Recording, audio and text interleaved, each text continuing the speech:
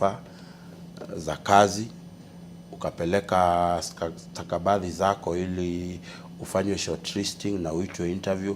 Wengi wao unakuanga kama naibu wa rais ama rais, umepewa nafasi ya kuchukua wale watu unaaminia wakufanyie kazi, na kwa hivyo vile unapeana majina yao kwa Public Service Commission for formal appointment kama watu wa kukusaidia, na hivyo hata kwao wao kwenda kotini haitakuwa na hoja, kwa sababu wale sio wafanyi kazi walioajiliwa na moja kwa moja na Public Service Commission. Na hiyo ni kumaanisha kwamba nyinyi mko pale kwa sababu ya uhusiano wenyu na mtu aliyechukua ile nyadhifa ya naibu wa rais. Na ni kumaanisha wakati kutatokea naibu wa rais mwingine, pia na yeye atakuja na wale watu wanaamini watamsaidia kazi. Nitakupatia kwa mfano. Juzi Rais William Ruto ametimua mawaziri, wakaenda nyumbani. Wale mawaziri, wale waliokuwa personal assistant, wale waliokuwa advisors, ama wale waliokuwa wamepewa kazi ya media ama nini, wote walienda nyumbani na wao, kwa sababu zile ni zile tunasema they are political appointments. Na bila shaka Peter, nafasi hii imetupa nafasi kama taifa kuweza kupiga msasa vitu kadha wa kadha. Kwa mfano kama wewe mfanyikazi, hata siku za usoni pengine kuna umuhimu wawekwe katika utendakazi wa serikali, hata ingawa utakuwa katika ofisi wa naibu wa rais. Manake wanasema ukiona chako cha mwenzako kimenyolewa, chako kitie maji. Hata wale wanaofanya sasa hivi katika pengine ofisi ya spika wa bunge ama kiongozi wa wengi katika bunge, au hata ofisi ya rais, watu wanashikwa na wasiwasi, na pengine hata mtu ataanza kusema hapa, wacha niweke mguu mmoja ndani mguu mwingine. Ile shida tutakuwa nayo katika ufanyikazi wa serikali, na tuko na shida kubwa kama nchi. Na ndio maana Sandra anasema wananchi wamechoka na siasa, wanataka mambo ifanywe. Katika mpangilio wa utenda kazi wa serikali, Public Service Commission, kuna ile inaitwa kwa kizungu, sijui niseme aje kwa Kiswahili, it is what you call technical versus support. Ama wale watu wanapewa kazi kwa sababu wako na ujuzi fulani, na wale watu wanapewa kazi ili wakusaidie wewe uweze kuleta zile habari moja kwa moja. Kuna mtu aliyepewa kazi hapa, anafanya kwamba makeup yako ni mzuri, umepewa maji mate isikufanyie mambo mabaya. Na pia kuna mwingine amepewa kazi kuwa nyuma ya ile kamera imeniangalia, sasa ahakikishe kwamba hiyo kamera inafanya kazi kwa sababu ana ujuzi fulani. Katika serikali, sheria ya public service inasema wale watu wamepewa kazi kwa ujuzi wakuwe 70%. Na wale watu waliopea kazi wakusaidie kama driver ama secretary wakuwe 30%. Lakini kama tunavyokaa sasa, na ile shida William Ruto alipata ni kwamba waliopewa kazi ya kusaidia ni 70%. Waliopewa kazi kwa sababu ya ujuzi ni 30%. Na hiyo ndio shida kubwa. Unajua inatokea kwa nini? Wewe unasema mimi nikipewa kazi kama waziri wa serikali, nitakuja na timu yangu ya watu 10. Wakati nikiingia na shughulika na hakikisha watu 10 yangu wameingia serikali kihalali, hata mimi nikiondolewa wataendelea kufanya. Ndio maana tumejipata pahali tumejipata, kwa sababu tuko na ile wanaita a bloated workforce. Na hiyo shida mimi singetaka mwanasiasa akipewa kazi ya wanasiasa ama ofisi ya mwanasiasa akuje na watu yake, wakifanya kipindi chao kikiisha waondoke. Lakini Sandra, tukifanya hivyo ustaarabu wa utendakazi utakuwa uko wapi?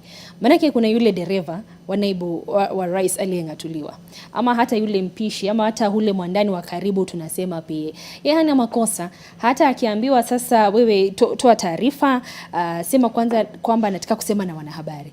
Kuna wale ambao wanasimamia masuala ya communications katika ofisi ya huyo naibu wa rais aliyengatuliwa. Makosa yao ni yapi? Kuchapisha tu na kusema njooni NTV, njooni fulani.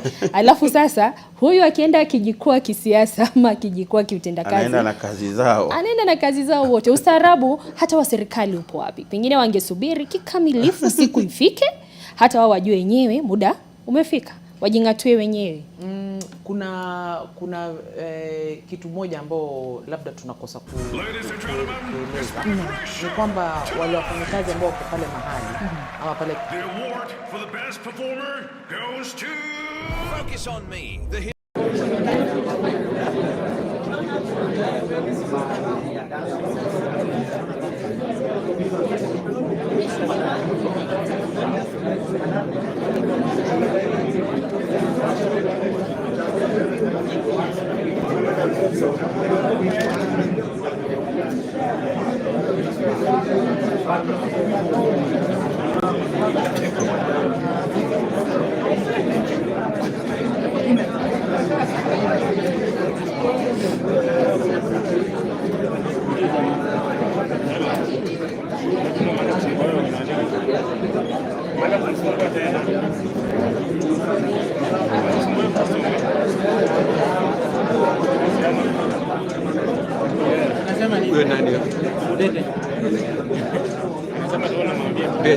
Tulipea Gerard lina kuweka. Kumbe tulipea Gerard yolo na kuweka.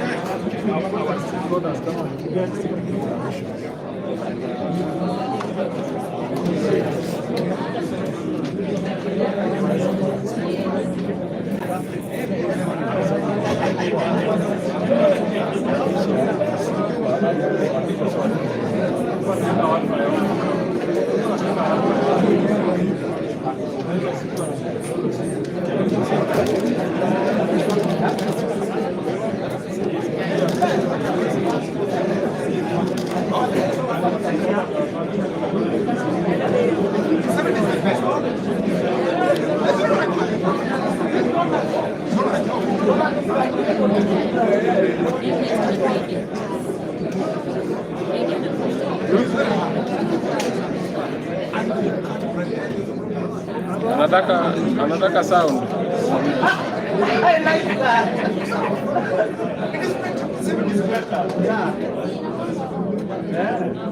Because there's never be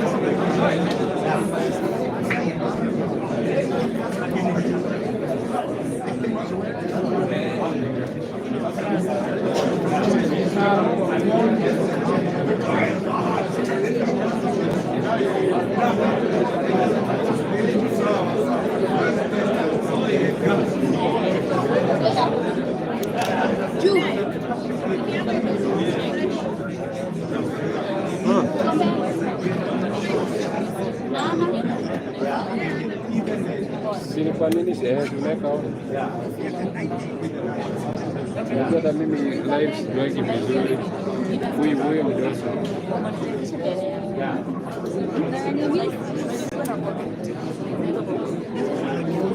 Mimi napenda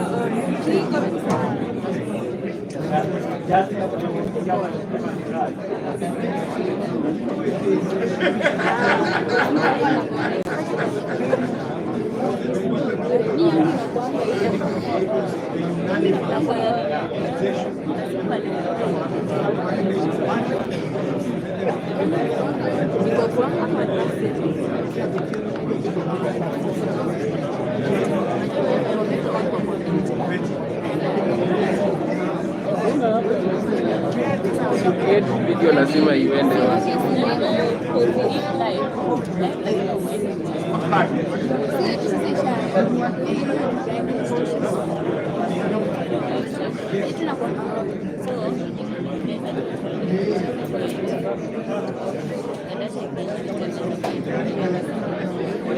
Tu record kamera.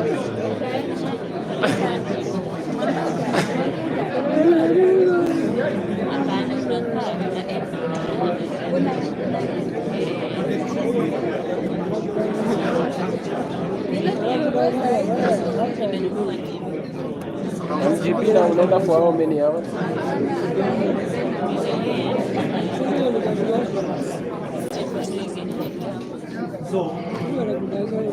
Nunua 30 GB ya tao mbili.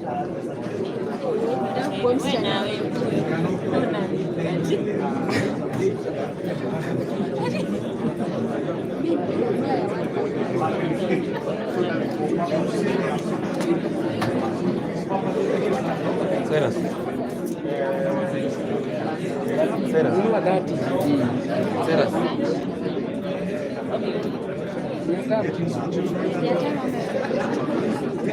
Nini wa dosi?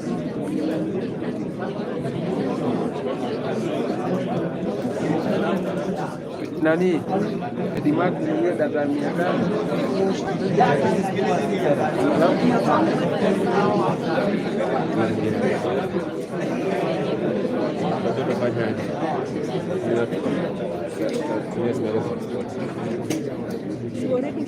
Iko sawa?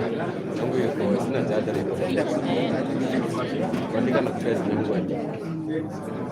Na uko na watu wengi sawa. So tufanye exercise. Simkadi yako sikatoa. Simkadi yako utatoa. Simkadi yako kupiga utatoa. Pigo, unapigwa sana utoa.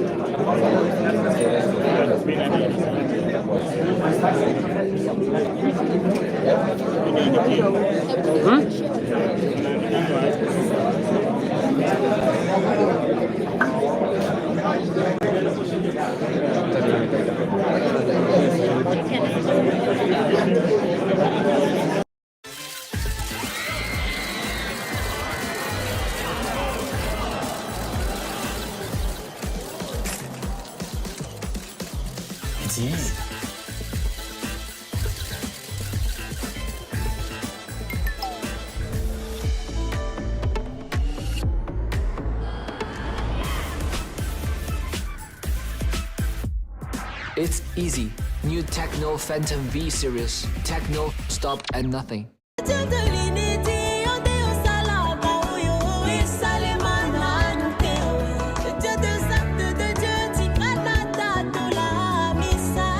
Wow. Na ninaweza kufanya example leo asubuhi hata jana walijitokeza pale kazini. Ijapokuwa waliambiwa msije. Unaona sasa ule ujeuri.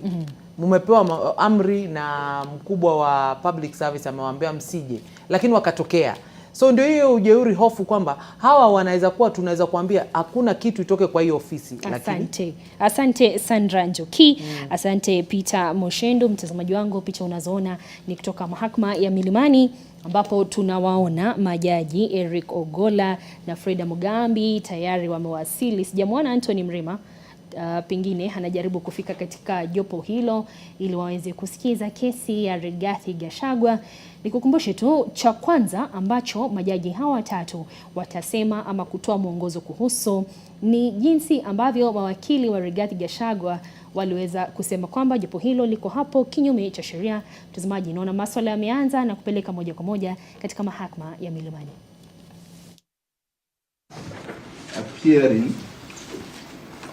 together with Professor Gitu Muigai, Senior Counsel, that's for the Attorney General, Emmanuel Peter, Deputy Chief State Counsel, Charles Mutinda, Deputy Chief State Counsel.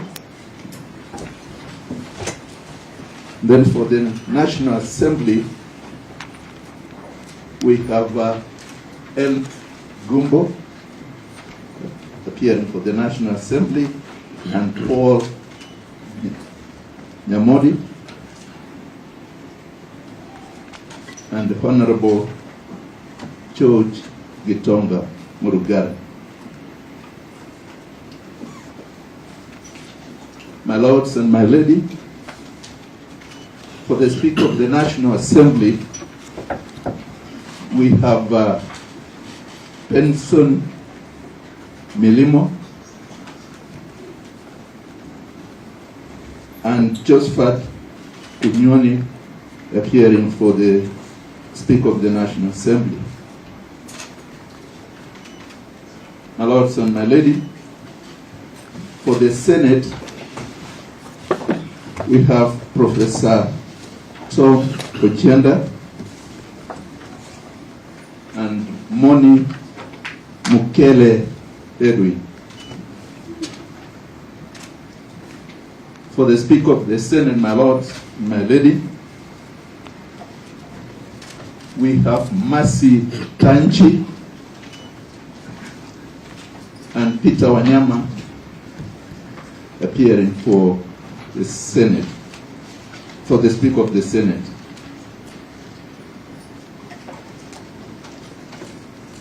And for interested parties, my lord, we have Moses Kipkoge,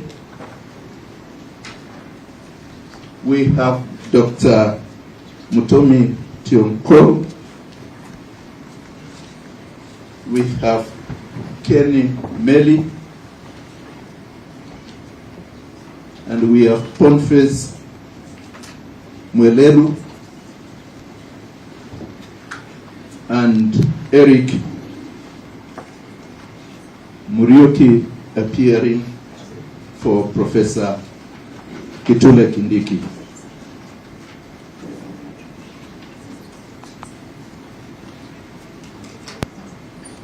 Sorry, my lord, for the Senate, we have Honorable Hirali Sigei for the Senate.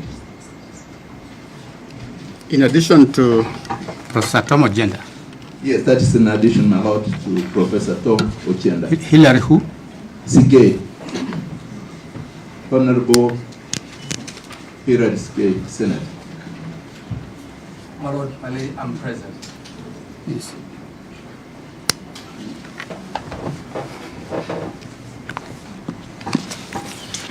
My lord, for the 6 respondents,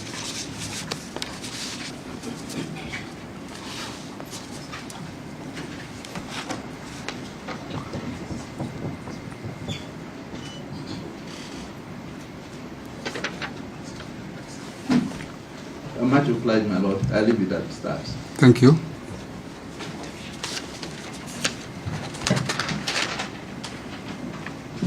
My lord, for the 6th respondent, Dr. Kamodo, will continue to appear at the protest.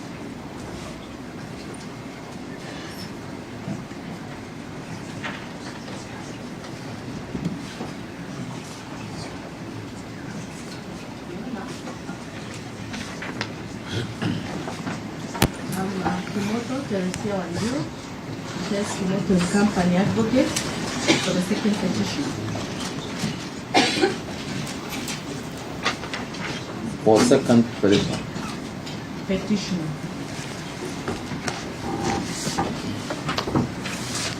Yes.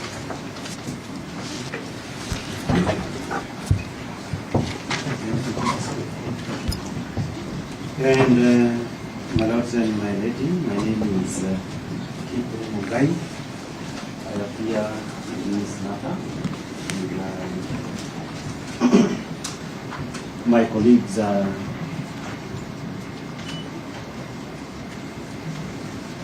Mr. Muge for the Sandegwa in petition number Kirinyaga, Kerugoya, so I believe it's Kerugoya, 5015 for the petition. Mr. Kibe, we consolidated and we came up with a new lineup of the parties. So it may not be very appropriate to keep on referring to. I did take the notes, but I mean some of it. The person who took the notes is not here. That's okay. We will supply. We'll supply. I have not seen any order to indicate now that. Okay. So that I can. We will supply after the proceedings of the day. My lords, your leadership, Paul Mwite, I appear with Mr. Soanya, George Sekimpa, and Tom Macharia for the Deputy President of the Republic of Kenya in the consolidated petition and in any other petitions where he is a party. Thank you.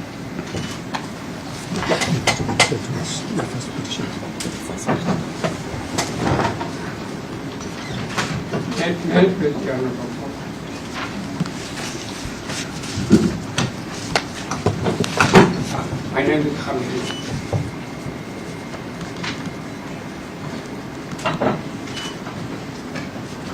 I appear for Australia. I think the party in E565 with my land friend, with his son. I haven't seen him.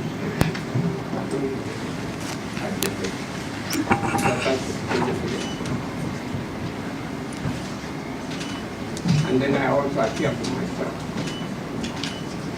Good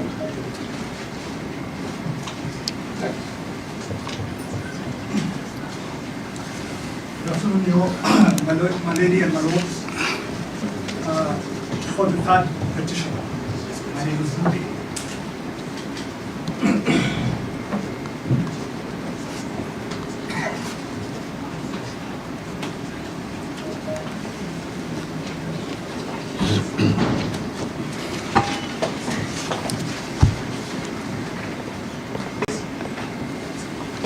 May it please you, my lady and my lords.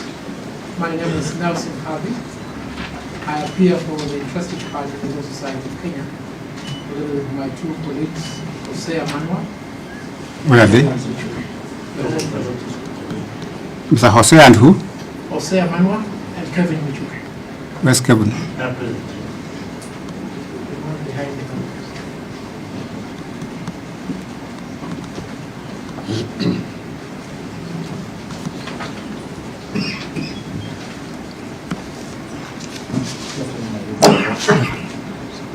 Maybe perhaps for guidance on which matters we are taking quorum on, because this afternoon, and I believe my friend Mr. Kibe will address it, we were served with a notice from the office of the Deputy Registrar indicating that there were several matters that were to be mentioned before this morning, this afternoon, and last evening when we were breaking, we were to come for a ruling. Perhaps we need to have clarity that we do not have at this set of books. We are dealing with the ruling, matter in which the ruling is supposed to be delivered now. After that, we'll give directions. Then if that's the case, therefore, then it means there are some advocates who have gotten on record for corrupt people to participate, or they are not participating in this particular proceedings. Like who? Like Nelson Harvey. Honestly, is an interesting part. Lord, said you have asked that we're able to spend some little time on this movie for the wife. But doesn't agree to that. There's no harm in I appearing on record. Yes, is there any other concern before we read the ruling?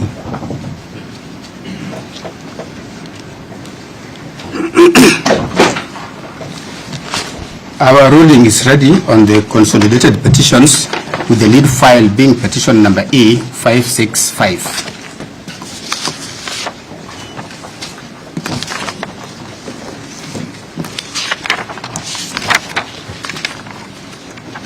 We have set out the structure of the ruling, but we'll begin from our analysis of the issues that we think are relevant for now. This is the ruling.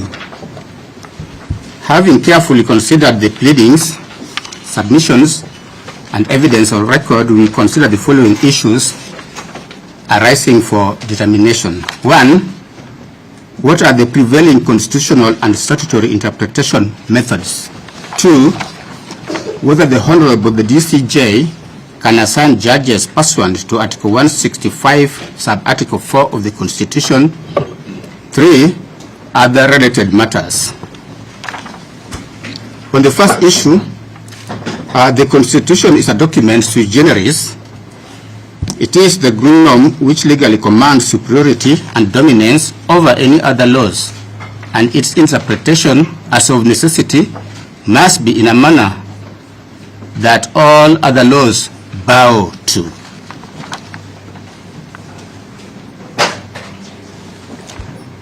The court in S versus Atchison, 1991, captured the centrality of the Constitution as follows. The Constitution of a nation is not simply a statute which mechanically defines the structure of government and the relationship between the government and the governed. It is a mirror reflecting the national soul, the identification of ideals and aspirations of a nation, the articulation of the values bonding its people and disciplining its government. The spirit and tenor of the Constitution must therefore preside and permeate the process of judicial interpretation and judicial discretion. In the matter before the court, the High Court has once again been called upon to address the issue as to whether the Honorable the Deputy Chief Justice of the Republic of Kenya, whom we refer to herein as the DCJ, can exercise the power of assigning and empaneling expanded benches of the High Court. As such, the interlink between Articles 161 sub-Article 2 and Article 163 sub-Article 1 and Article 165 sub-Article 4 of the Constitution, as well as Section 5 of the Judicial Service Act, come into play. On that score, it is paramount to briefly look at how the Constitution and the statutes ought to be interpreted. As a starting point, the Constitution itself provides for its own theory of interpretation. That is in Article 20, sub-Article 4, and Article 259, sub-Article 1. Article 20, sub-Article 4 requires courts, while interpreting the Bill of Rights, to promote the values that underlie an open and democratic society based on human dignity, equality, equity, and freedom, and the spirit, purport, and the objects of the Bill of Rights. Article 259, sub-Article 1 commands courts to interpret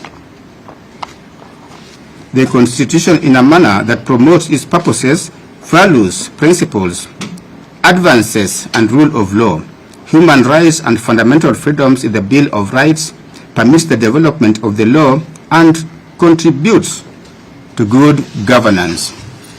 In hailing the Constitution of Kenya as a highly transformative one, courts have over time developed various methods or canons of interpretation. In the case of David D. and others versus Attorney General, the learned High Court judges dealt with 4 constitutional interpretive principles, being that the Constitution must be interpreted holistically, that the Constitution does not favor formalistic approaches to its interpretation, and it must not be interpreted as one would a mere statute. The Constitution has provided its own theory of interpretation to protect and preserve its values, objects, and purposes, and that in interpreting the Constitution, non-legal considerations are important to give its true meaning and values. The Supreme Court, in the matter of the Kenya National Commission on Human Rights, Supreme Court advisory opinion reference which I've given at paragraph 26 answered the question as to what holistic interpretation of the Constitution means. The court stated as follows: but what is meant by holistic interpretation of the Constitution? It must mean interpreting the Constitution in context. It is contextual analysis of a constitutional provision, reading it alongside and against other provisions, so as to maintain a rational explication of what the Constitution must be taken to mean in the light of the history of the issues in dispute and of the prevailing circumstances. In the case of Tani Fuza vs. Attorney General, which I've given, citation I've given, the court was of the firm position that the Constitution must be read as an integrated whole. The court observed as follows: the entire Constitution has to be read as an integrated whole, and no one particular provision destroying the other, but each sustaining the other. This is the rule of harmony, the rule of completeness and exhaustiveness, and the rule of paramountcy of the written Constitution. On the tenet that the Constitution does not favor formalistic approaches to its interpretation, and that it must not be interpreted as one would a mere statute, the Supreme Court pronounced itself in the case in Interim Independent Electoral Commission. The court said as follows: the rules of constitutional interpretation do not favor formalistic or positivistic approaches. The Constitution has incorporated non-legal considerations which we must take into account in exercising our jurisdiction. The Constitution has a most modern Bill of Rights that envisions a human rights-based and social justice-oriented state and society.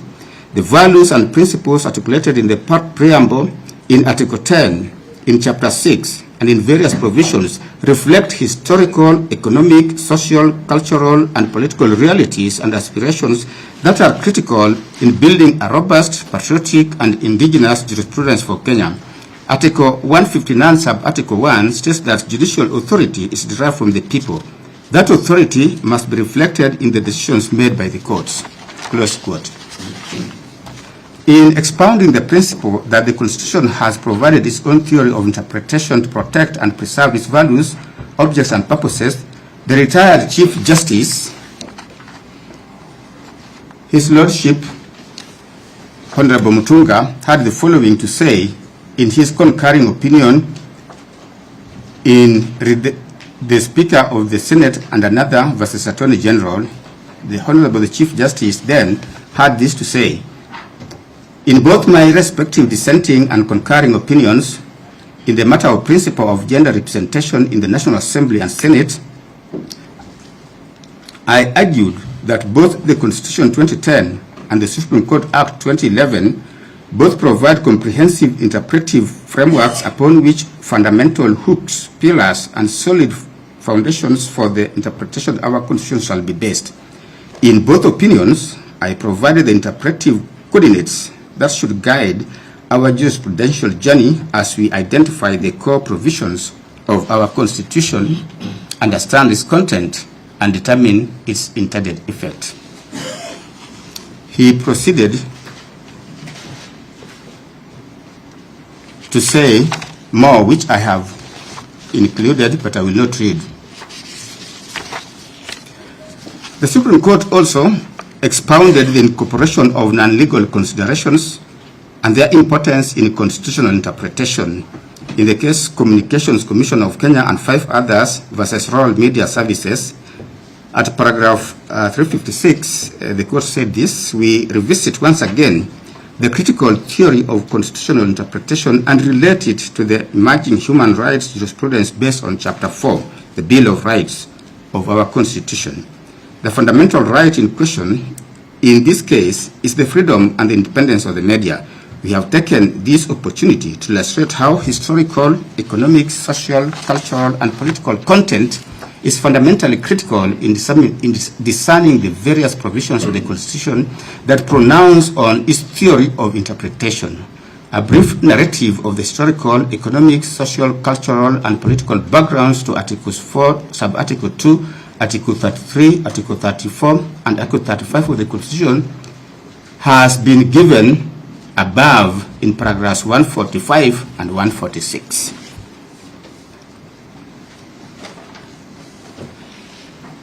We begin with the concurring opinion of the CJ and the President in Gitirau Munya case, where there was references to Black Law Dictionary, where it was said that references to Black Law Dictionary will not, therefore, always be enough, and references to foreign cases will have to take into account these peculiar Kenyan needs and context. It is possible to set out the ingredients of the theory of the interpretation of the Constitution. The theory is derived from the Constitution through conceptions that my dissenting and concurring opinions have signaled as examples of interpretive coordinates. I'll not read the entire quotation. Then in the case of Center for Rights, Education and Awareness and another, the Court of Appeal also dealt with the subject of constitutional interpretation and laid out the very principles discussed above. The court further recounted the nexus between the principles of constitutional interpretation and the principle of statutory interpretation in the following manner. The principles on constitutional interpretation are not new. They also apply to the construction of statutes.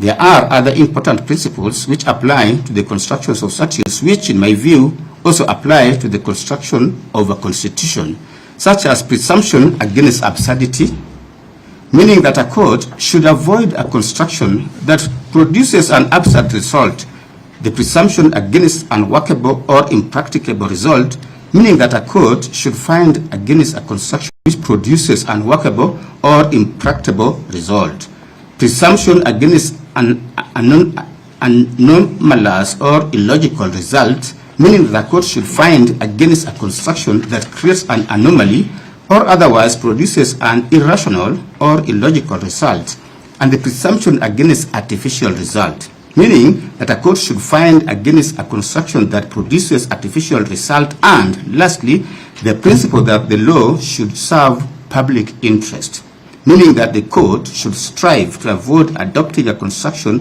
which is in any way adverse to public interest, economic, social, and political, or otherwise. The court, as an independent arbiter of the Constitution, has fidelity to the Constitution and has to be guided by the letter and spirit of the Constitution. On our part, we wish to re-emphasize that the Constitution directs that it shall be interpreted in line with the doctrine of living constitutionalism. The doctrine holds that a constitution is a living document meant to evolve over time to reflect societal changes, contemporary realities, and shifting values. It further recognizes that the law is dynamic and adaptable to evolving circumstances, often encapsulated in the maxim that, in quote, the law is always speaking. It underscores the constitutional provisions as not static or frozen in time, but must be understood as applying to current circumstances regardless of their original context. This interpretive approach ensures that the Constitution remains relevant and effective in guiding the governance and legal framework of a modern, dynamic society. Moreover, the doctrine that the law is always speaking aligns with the purposive approach to constitutional interpretation as endorsed by courts in various jurisdictions. Under this approach, courts are required to interpret constitutional provisions in a way that gives effect to their underlying purpose and objectives, rather than adhering to a rigid or literal reading. Further, courts have emphasized the need for a flexible and forward-looking interpretation of the Constitution to meet the needs of a modern state. With the above interpretive principles in mind, we will now deal with other issues posed in the application under consideration.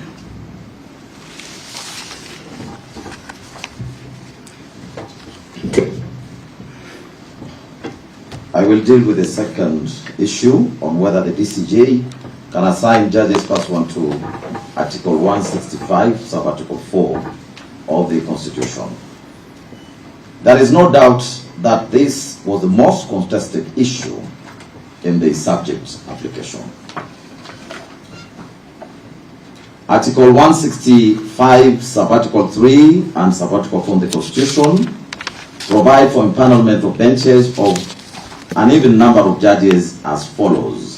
Permit me not to go through that. In dealing with the above issue, courts have taken two diametrically opposite positions. One of them being that the assignment of judges is a constitutional duty which can only be undertaken by the Honorable Chief Justice. As such, the Honorable DCJ cannot assign judges under Article 165, Sub-Article 4 of the Constitution.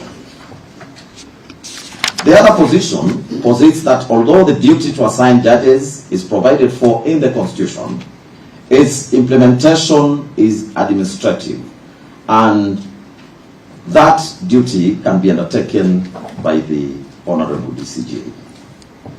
In Kenya Medical Research Institute versus AG, which was a 3-judge bench of this court, held as follows. The quote, paragraph 37. Therefore, by empaneling this bench, the Chief Justice was carrying out his constitutional mandate as opposed to similar functions under the former Constitution, which were hinged on the constitutional provisions and were merely administrative. End of quote. In Leina, Conchela, and others, which was a 5-judge bench of this court, the court went ahead and described the role of the Chief Justice under Article 165(4) as constitutional as opposed to a merely administrative function. It also said, it is our view that a constitutional mandate of the CJ can be judicial, administrative, or political, and the current Constitution does not indeed state that the Chief Justice is the head of the judiciary which embodies all these functions. The learned judges in that empaneled bench then found that the constitutional mandate exercised by the CJ under 165(4) of the Constitution is an administrative function. The court also elaborately dealt with the issue as to whether such an administrative function could be undertaken by the Honorable DCJ, and in the end, the court rendered itself as follows. I quote, paragraph 78. It therefore our finding that constitutional function of the CJ to assign benches under Article 165(4) being an administrative function can be performed by the Deputy Chief Justice when the Chief Justice is for good reason unable to perform. End of quote. The petitioners in these matters also cited the decision in Okoiti versus JSC and another, which is Constitutional Petition number A408 of 2020, as buttressing the position that the assignment of judges is a constitutional mandate and the sole preserve of the Honorable the Chief Justice. The decision was delivered by yours truly, who is part of this expanded bench. We have carefully considered the said decision. One of the issues therein, which may be said to have a bearing on this matter, was whether the Honorable CJ could rely on Section 5, subsection 4 and subsection 5 of the Judicial Service Act to authorize the Honorable DCJ to serve as the acting Chief Justice when the Chief Justice was proceeding on leave pending retirement until when a succeeding Chief Justice was appointed. As the matter did not deal with the nitty-gritties of the aspect of assigning of judges, but rather the constitutionality of the actions of the CJ, who was exiting service. We respectively find that the issue is not at par with what is under consideration in this instant application. The said decision is hence distinguishable. Returning to the matter at hand, it is imperative to look at the various terms which come to play in this matter, including the administrative actions as well as judicial actions. We have gone through that. I do not think there is need for me to read all that. It's in the ruling, and I proceed to state that from the above discourse, we do not find any difficulty in affirming the position that a constitutional mandate of the Honorable Chief Justice can be judicial, administrative, or political. We further find and hold that the constitutional mandate exercised by the Honorable Chief Justice under Article 165, sub-Article 4 of the Constitution, is a constitutionally administrative function. We shall now consider whether the function of the Honorable Chief Justice under 165, sub-Article 4 of the Constitution can be performed by the Honorable DCJ. Article 161 of the Constitution establishes the office of the Chief Justice as the head of the judiciary, and that of the Deputy Chief Justice as the deputy head of the judiciary. Article 163 of the Constitution creates the Supreme Court and designates the Honorable Chief Justice as the president of the court. The Deputy Chief Justice is to deputize the Chief Justice and is also the Vice President of the court. Article 171 of the Constitution establishes the Judicial Service Commission, or the JC, as one of the Chapter 15 commissions. The Honorable Chief Justice in JC is the chairperson, and in this scenario, and unlike the constitutional architecture in Articles 161 and 163, the Honorable DCJ is not the Vice Chairperson of JSC.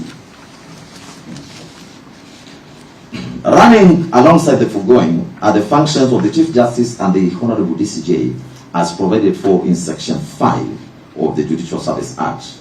The provision states as follows. This is in respect to administration of the judiciary. I do not read through all that. I proceed to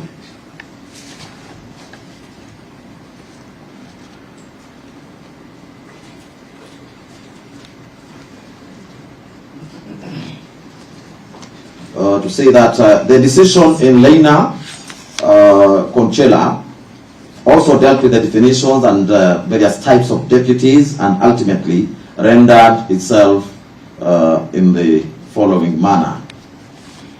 I think this one I should quote. Paragraph 77, it says, "It has been canvassed before us that where the Constitution intends the Deputy Chief Justice to act on behalf of the Chief Justice, it has expressly stated so. Specific examples cited were Articles 141.1, 144.4, 148.4. These provisions fall under Chapter 9 of the Constitution that deals with the executive. This chapter does not have a general provision as regards the deputization of the Chief Justice by the Deputy Chief Justice, as is provided for in Article 161 2b in Chapter 10 of the Constitution on the judiciary. Hence, the provision of the deputization of the Chief Justice in Chapter number 9. A holistic and purposeful interpretation of Article 161 2b of the Constitution and Section 5 of the Judicial Service Act leads us to the conclusion that the Deputy Chief Justice substitutes the Chief Justice where necessary. End of quote. In the end, the learned judges found and held that the constitutional function of the Honorable Chief Justice to assign the benches under Article 165 for the Constitution, being an administrative function, can be performed by the DCJ when the DCJ is for good reason unable to perform this function. On our part, we have carefully addressed our minds to the issue. We find that there was a deliberate scheme by the drafters of the Constitution for the Honorable DCJ to deputize the Honorable CJ as Deputy Head of the Judiciary and as the Vice President of the Supreme Court but not in the JSC. Such was an emphasis on the various manifestations of the constitutional duties bestowed upon the Honorable Chief Justice and the Honorable DCJ. As such, the prevailing legal position is that the Honorable DCJ can deputize the Honorable CJ in discharging judicial functions and in the administration of the judiciary as an arm of government, but cannot do so in respect of the affairs of the JSC. Our attention has also been drawn to the provisions of Article 259, sub-article 3b of the Constitution, which states as follows. This refers to construing the Constitution, and sub-article 3 provides as follows. Every provision of this Constitution shall be construed according to the doctrine of interpretation that the law is always speaking, and therefore, among other things, b.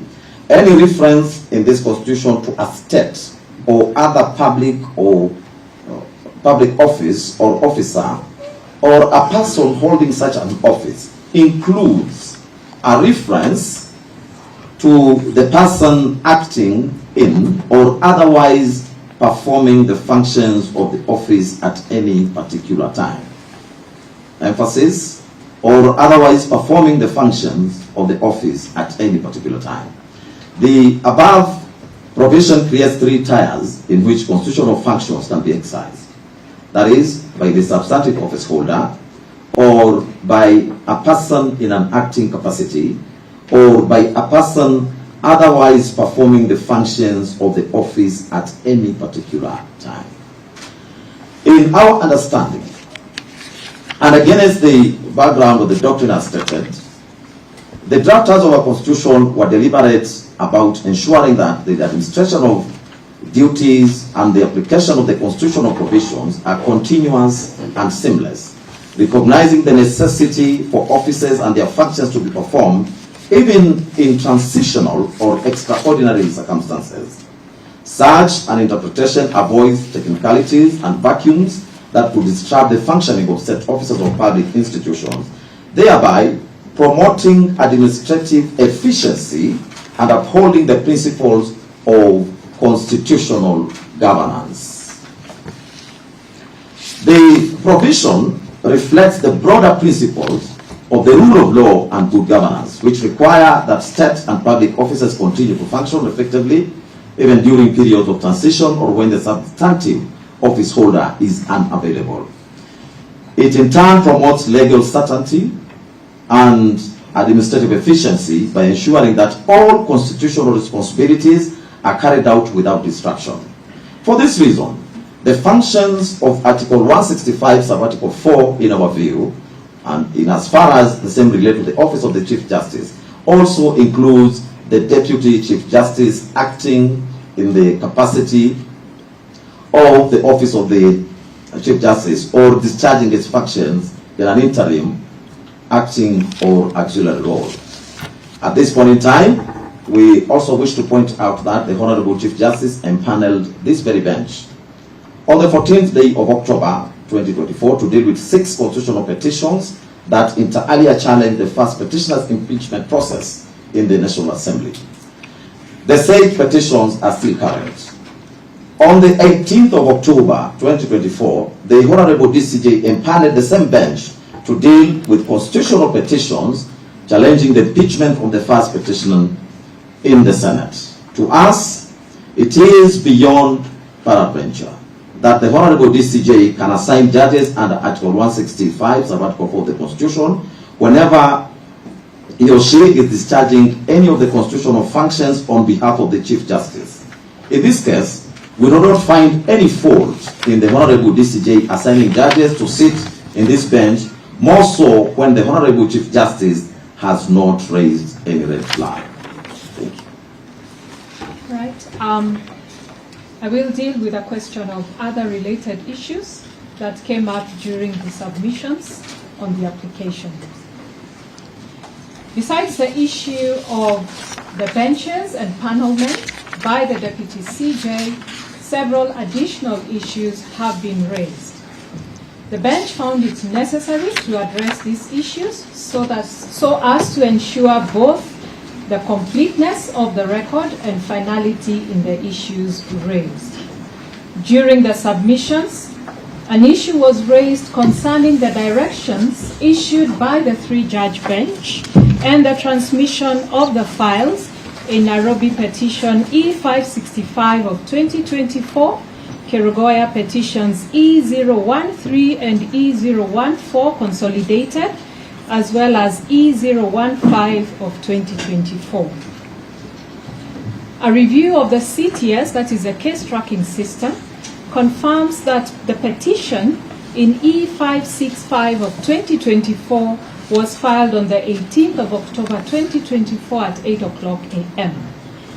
Later that same day, approximately 5 hours on, at 1:51 p.m., Justice Chacha Muita dealt with an application filed under Certificate of Urgency which had been submitted alongside the petition. By 5:33 p.m., roughly 3 hours after the earlier application, a notice of motion application dated the 1st of October 2024, it was dated the 1st of October 2024, was filed, this time by the respondents seeking the following orders. 1, that the application be certified as urgent and service of the application be dispensed with in the first instance. 2, that pending the hearing and determination of that application, inter partes, this Honorable Court be pleased to set aside, vary or review the orders issued on the 18th day of October 2024, that is the interim conservatory orders. 3, that in the alternative, this court be pleased to set aside, vary or discharge the ex parte orders issued on the 18th day of October 2024, and 4, that this Honorable Court do issue any other orders it deems fit in the interest of justice. Following its empanelment on the 18th of October 2024, and having received directions from the Office of the Deputy CJ, the bench deliberated on the appropriate directions to be issued. On the 19th of October 2024, at 12:20 p.m., the bench issued the following directions.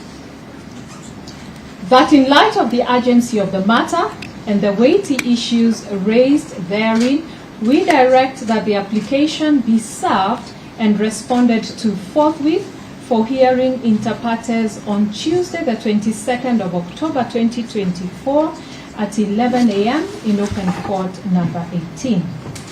Petition E013, on the other hand, was filed on the 25th of September 2024 at 8:33 p.m., while petition E014 was filed on the 2nd of October 2024 at 7:07 p.m., both way past official working hours of the court. The CTS will further show that an application in E014 was filed on the 30th of September 2024, and directions were issued on the very same day, although the matter was not certified as urgent. Subsequent directions and a ruling issued on the 11th of October 2024 resulted in the consolidation of petitions E013 and E014, followed by an order for empanelment. As the record on CTS will further show, the directions issued by the court in E014 of 2024, which were issued on the 2nd of October 2024, were again issued at 6:22 p.m., which is outside of what one would call the routine working hours of the court. This was due to the urgency demonstrated in the application, which sought directions regarding the then ongoing public participation process. The bench takes great exception to the petitioner applicant's conduct that when favorable to them, issues of orders issued outside of what one would refer to as the normal working hours of the court raise no concern. However, when the court acts in an instance where it has been moved by any other party and likewise proceeds to deal with an application at hand, the applicants show their indignation.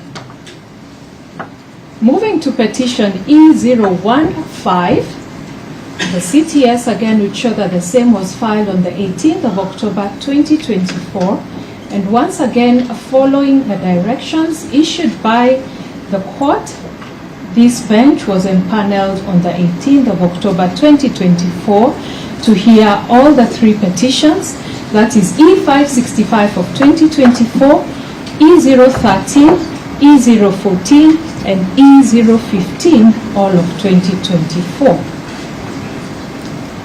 From this sequence of events, it is notable that the interaction between counsel and the courts on an almost real-time basis is not novel, and is in fact a practice that counsels are well familiar with. The CTS enables both counsel and the court to operate in real time, transcending traditional time limitations. This fact also buttresses the argument that with the advent of the CTS system, it is not unusual for courts to issue directions within the filing of an application or outside of what once again would be referred to outside the routine work hours of the court where circumstances do so require. Moreover, in raising the issue of improper seating, the applicants omitted a crucial fact, which was that the court had been moved by the respondents in petitions E565 of 2024 and E015 of 2024. As such, the court did not convene suo motu, but rather in response to the applications before it. The applicants have repeatedly referred to this convening as a sitting of the court, a term that we feel as a bench requires clarification and demystification. It is a matter of judicial notice that since the onset of the COVID-19 pandemic and the introduction of the case tracking system, the tradition of dealing with certificates of urgency has since evolved. Allow me to quote the practice direction number 19A of the High Court Practice Directions of the 11th of January 2022, which states as follows: that applications filed under certificate of urgency shall be considered by the judge, we emphasize here, at the earliest opportunity. While the practice directions also stipulated that applications filed after 12 p.m.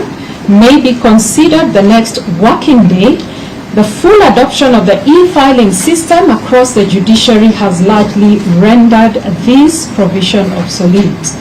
Applications are now processed almost in real time, a fact well known to the justice users across the country and which we have demonstrated in this ruling. Furthermore, Practice Direction 19B confers discretion upon the court to issue orders or directions without the attendance of advocates or parties. This implies that the court can indeed issue directions on an application without the need for a formal sitting. The relevant provision once again reads as follows: but the court may, in its discretion, issue orders stroke directions without the attendance of the advocates or parties. I end quote. In this court, rather in this case, the issue has been raised that this court allegedly sat and considered an application by the respondent on a Saturday outside of the official court hours. The ordinary definition of a sitting, as provided in the Black's Law Dictionary, is a formal occasion when the court convenes to conduct its business. In this instance, no such formal sitting occurred. In this instance, may I repeat, no such formal sitting occurred. Rather, the bench merely conferred and issued directions electronically as expressly permitted under Practice Directions 19B. This is markedly different from a court session in which the bench is convened to hear and determine a matter. Furthermore, no evidence or proceedings have been presented before this bench to support the claim that a formal sitting did take place. Accordingly, it is only fair and reasonable for the parties to dispel any notion that this bench convened to hear arguments from any party ex parte before issuing directions. No such formal sitting took place, the court again emphasizes, and directions were issued electronically in line with established practice and procedural rules. We do, however, recommend that the current practice directions and relevant statutes, such as the High Court Organization and Administration Act, be amended so as to provide a much needed further clarity on this subject. Moreover, for the avoidance of doubts, and out of all the prayers sought by the respondent, only prayer number 1, which sought to have the matter certified as urgent, was granted. No other reliefs were considered or granted at the time. It is evident that the court was fully cognizant of both the urgency of the matter and the potential repercussions that granting any further ex parte orders could have had on the prevailing status quo. With this understanding, and in an effort to balance the scales of justice, the bench issued the directions that are now being challenged. We hold the view that there was nothing unconventional in the manner in which this bench dealt with the 2 applications filed under certificate of urgency. As regards the arguments that directions had already been issued by the respective courts for a mention before the bench on the 24th of October 2024, the arguments by the applicants appear to insinuate that the bench ought to have retained the date. For clarity purposes, this date had not been given by this bench, rather this date had been given prior to the empanelment of this bench. However, upon empanelment of the bench, the applications under certificate of urgency, the ones that I have just referred to, were filed, which applications were dealt with, and we feel rightly so. Being seized of the matter, it is our view that the bench retains the discretion to issue appropriate directions depending on the developments and in light of its mandate as it did, having been moved by a party under certificate of urgency. With respect to the claim that was raised on discriminatory transmission of files to the bench, it must be emphasized that this bench has no role and no control whatsoever in the administrative processes that occur prior to its empanelment. Concerns have been raised about delays in the transmission of certain files, but it is crucial for us to clarify that the term transmission in this case may not necessarily refer to the physical transfer of documents. In the context of judicial processes, particularly with the advent of digital systems, transmission may very well refer to the electronic movement or assignment of case files within the judiciary's digital infrastructure. We say this on the strength of the fact that with the CTS, all filed documents are available in real time across the judiciary, eliminating the need for physical file movement. Let me refer once again to Practice Direction number 41A Roman 2, which provides that advocates and litigants shall have access to court information electronically. While this court cannot and will not speculate on the causes of any delays in file transmission, the bench nonetheless finds no basis for concluding that such delays amount to any form of procedural omission on the part of the bench, as no such evidence has been presented. The applicants have equally in their submissions attempted to cast aspersions on the proceedings of this court, some of which I have already referenced. That is that the court was convened on a Saturday, stating that there is no urgency in this matter, and so there was no need to convene the sittings of the 22nd day of October 2024, but this matter is being given priority over other petitions which have been filed, an insinuation that the bench is part of a conspiracy to infringe the petitioner's Article 50 right to fair hearing, and what I have again alluded to, that the transmission of the files from the Kirugoya High Court took place with what has been referred to as supersonic speed. One of the counsels went further by intimating that an exercise akin to the radical surgery may well be forthcoming, a statement which the bench, with tremendous respect, perceives as a veiled attempt at intimidation. The bench feels that such remarks are regrettable and wholly inappropriate. This bench remains firm in its duty and will not be swayed or influenced by any form of intimidation, regardless of its source. The bench takes the view that the applicants appear to selectively focus on aspects that favor their position while conveniently disregarding that the clients that the applicants are presently benefiting from final conservatory orders, which this bench did not deem it fit to lift.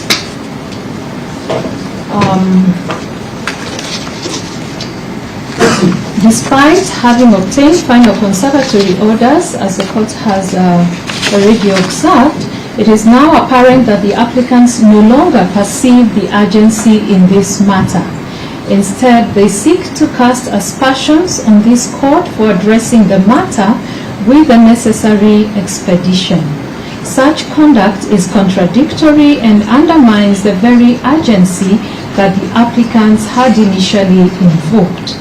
The bench notes that the issues raised in this petitions have on various occasions and before different judges consistently been certified as urgent and as involving substantive constitutional questions. This underscores the gravity and significance of the matters at hand. One of the counsels again insinuated that this bench is part of a conspiracy to violate the petitioner's right to a fair hearing under Article 50 of the Constitution. The bench finds that these submissions are without any foundation and wholly without merit. This court has not issued any rulings or directions that would suggest such an intention. It is apparent that this argument was made for the sake of the gallery, and we find it unnecessary to therefore address it further, safe to reaffirm that this court remains fully committed to upholding the Constitution and the rule of law. In conclusion, we do find and hold that the accusations made by the applicants against this bench are entirely without merit.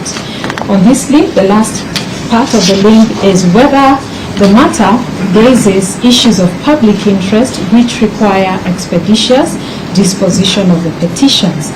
The applicants have urged that the applications before the court are not urgent and have loudly wondered why it was necessary to give directions for hearing of the applications on the 22nd day of October 2024. In response, the bench quotes Article 131, which establishes the office of the President and the office of the Deputy President, and also we have cited Article 147 with regards to the functions of the Deputy President, just to lay context. And the context is this, according to the bench, that the first petitioner has been impeached under Article 145 of the Constitution, marking the first instance of such an event in Kenya's history.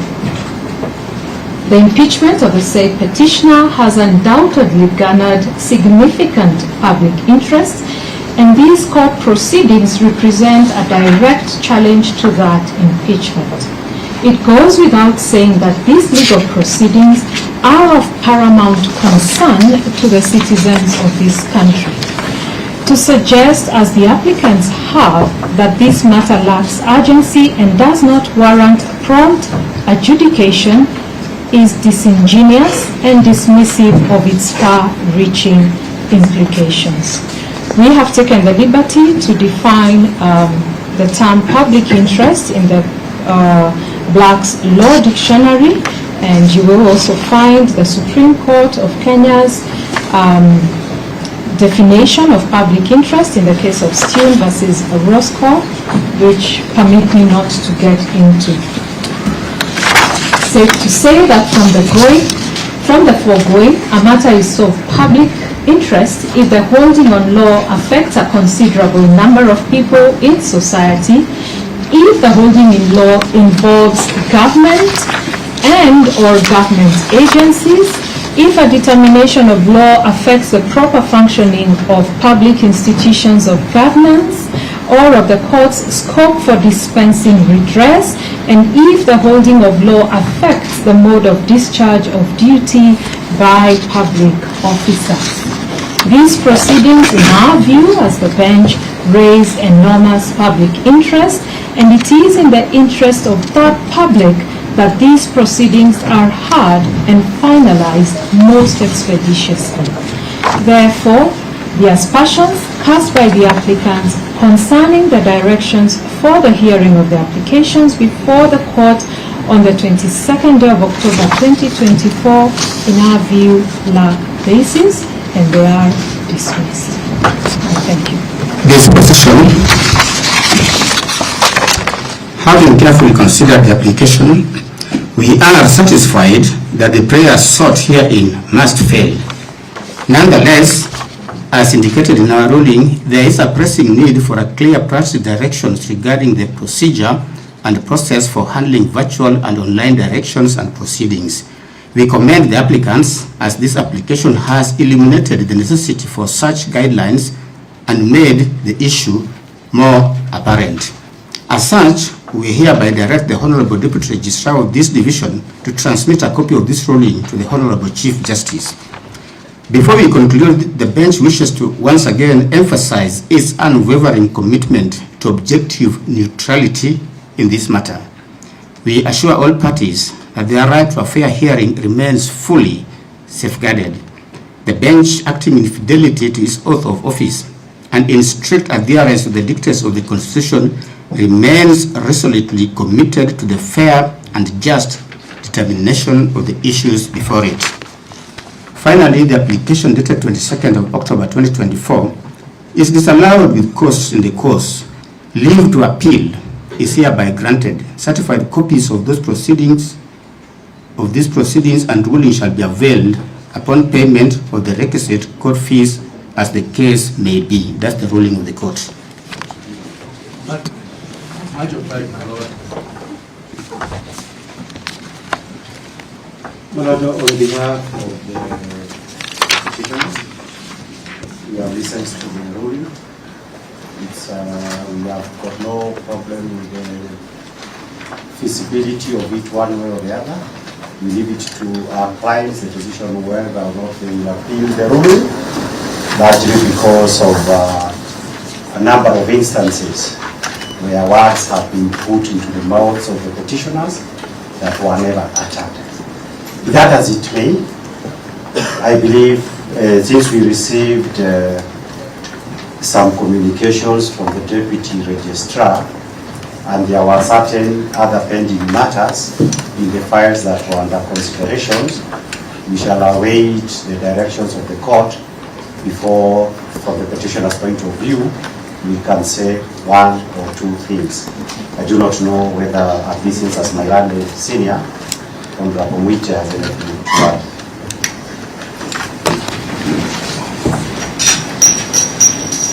My lords, Your Ladyship, we appreciate that this honorable court of its own volition has granted leave to appeal.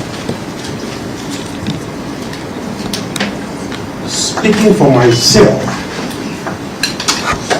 obviously the decision is that of the client. So I will be advising the client, but it is for the client to make the final decision.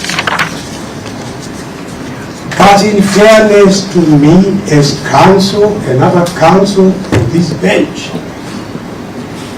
I will certainly be seeking to persuade my client to appeal. One issue of accusing counsel to have been talking to the gallery, that is not something that should be left on the record of this meeting. It is damaging to counsel, and that is an issue that definitely needs to be taken out of the record of this court by the Court of Appeal. It was a very unfair position. May it please the court, on behalf of the respondents, we thank you for the time and nature of the delivery of that ruling to allow this matter to proceed.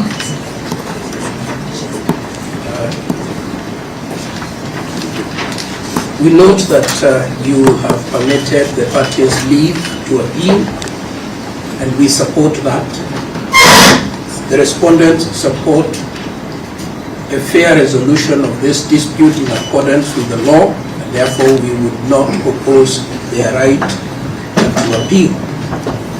Having said that, however, and in reference to my learned friend, Mr. Kibe Mungai, who has alluded to other petitions pending before court, it is the respondent's position that we should exhaust all matters today relating to the matter that has been called out by your clerk or your legal assistant. I apologize to the lady, so that we may exhaust that, after which the court will give directions on any other matter that may be before you or may be anticipated to come before you. Thank you. My Lord, my Lady, on behalf of the National Assembly, I wish to express our gratitude for the very clear ruling that the court has delivered this afternoon. The ruling has dealt conclusively, not just with the matters that were contained in the application that was hurriedly filed and responded to yesterday afternoon, but indeed some of the other peripheral issues that the petitioners unfortunately took a lot of court time yesterday to deal with. My Lords, my Lady, the National Assembly has filed an application dated the 18th of October 2024, and I believe that application was referred to in the ruling a few moments ago. That application, subsequent to the ruling that you have just delivered, I submit is the next issue that the court should deal with. And just to put it on record, my Lord, that we are ready to proceed with that application this afternoon. Members of the court will recall that last week on Tuesday, on the 15th of this month, at an hour not very different to this, when it suited the petitioners to have their application for conservatory orders heard, they insisted on it being heard. And we request that the urgency in this matter remaining and having been noted by the court, we proceed with the hearing of that application, which has been fully responded to, immediately after this. I'm most obliged. My Lords and Your Ladyship, further to that for Senate, I wish to state, my Lords and Your Ladyship, that unlike the petitioners, we are willing to argue the application in a record 30 minutes. Is this the same application? Yes, the application dated 18th October 2024. We will only ask for 30 minutes to exhaust our application. We will dive straight into constitutional principles. We will not take much time. The respondents can have as much time as they want so that this matter can be concluded. My Lords, Mr. Kibe has talked about the gallery of Paul Military Senior Counsel. From that side, it was apparent that they were not just addressing the court. They were addressing other matters. Do we need to let us not go into that. Let us not go into that now. Yes. But I'm not ready to proceed. No, we don't want you to raise something and then we say you withdraw it. You know, after causing the damage, we withdraw properly. I will withdraw the remark that the petitioners are addressing the public gallery today.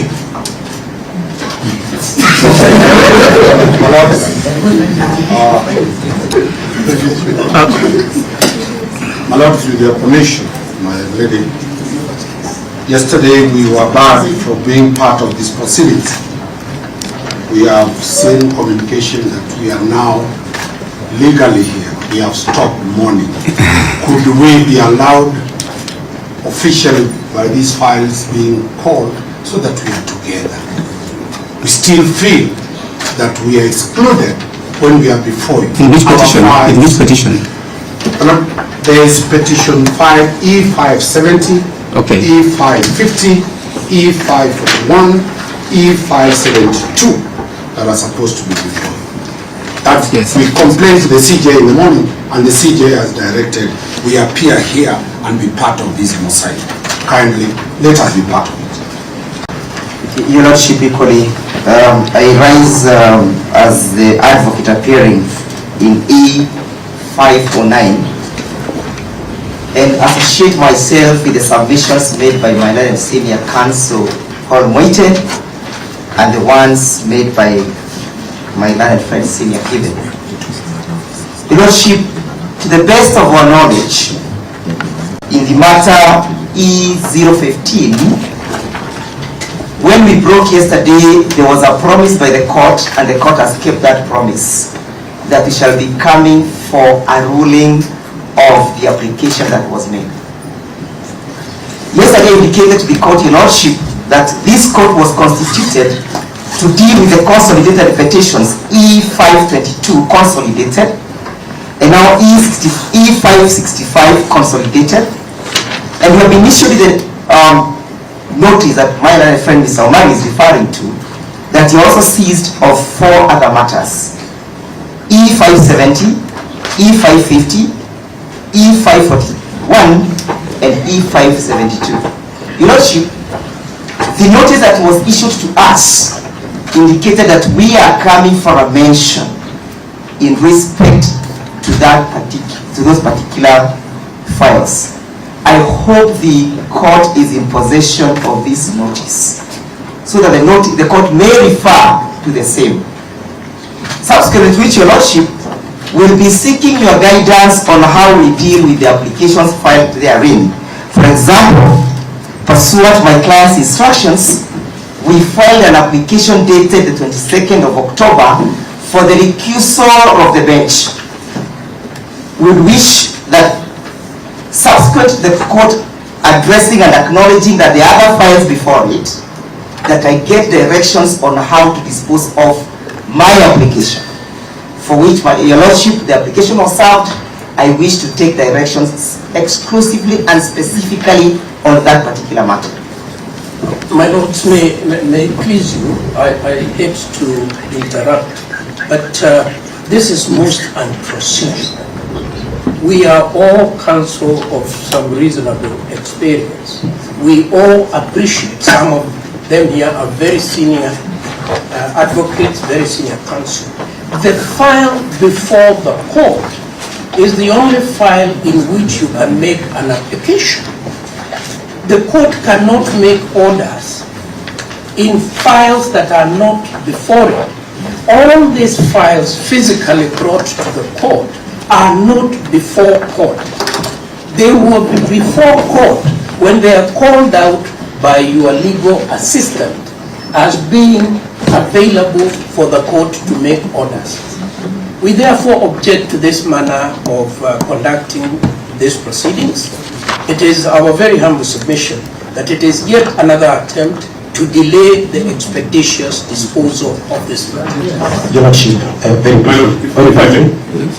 My Lord. Yes. There are matters that you have certified as urgent and that you have identified as being urgent. And I say this with a very heavy heart. My learned colleagues for the petitioners have been engaging in this dilatory tactic since yesterday. There are 2 applications before you that are certified as urgent. There are several other matters that have applications that perhaps have not been certified as urgent.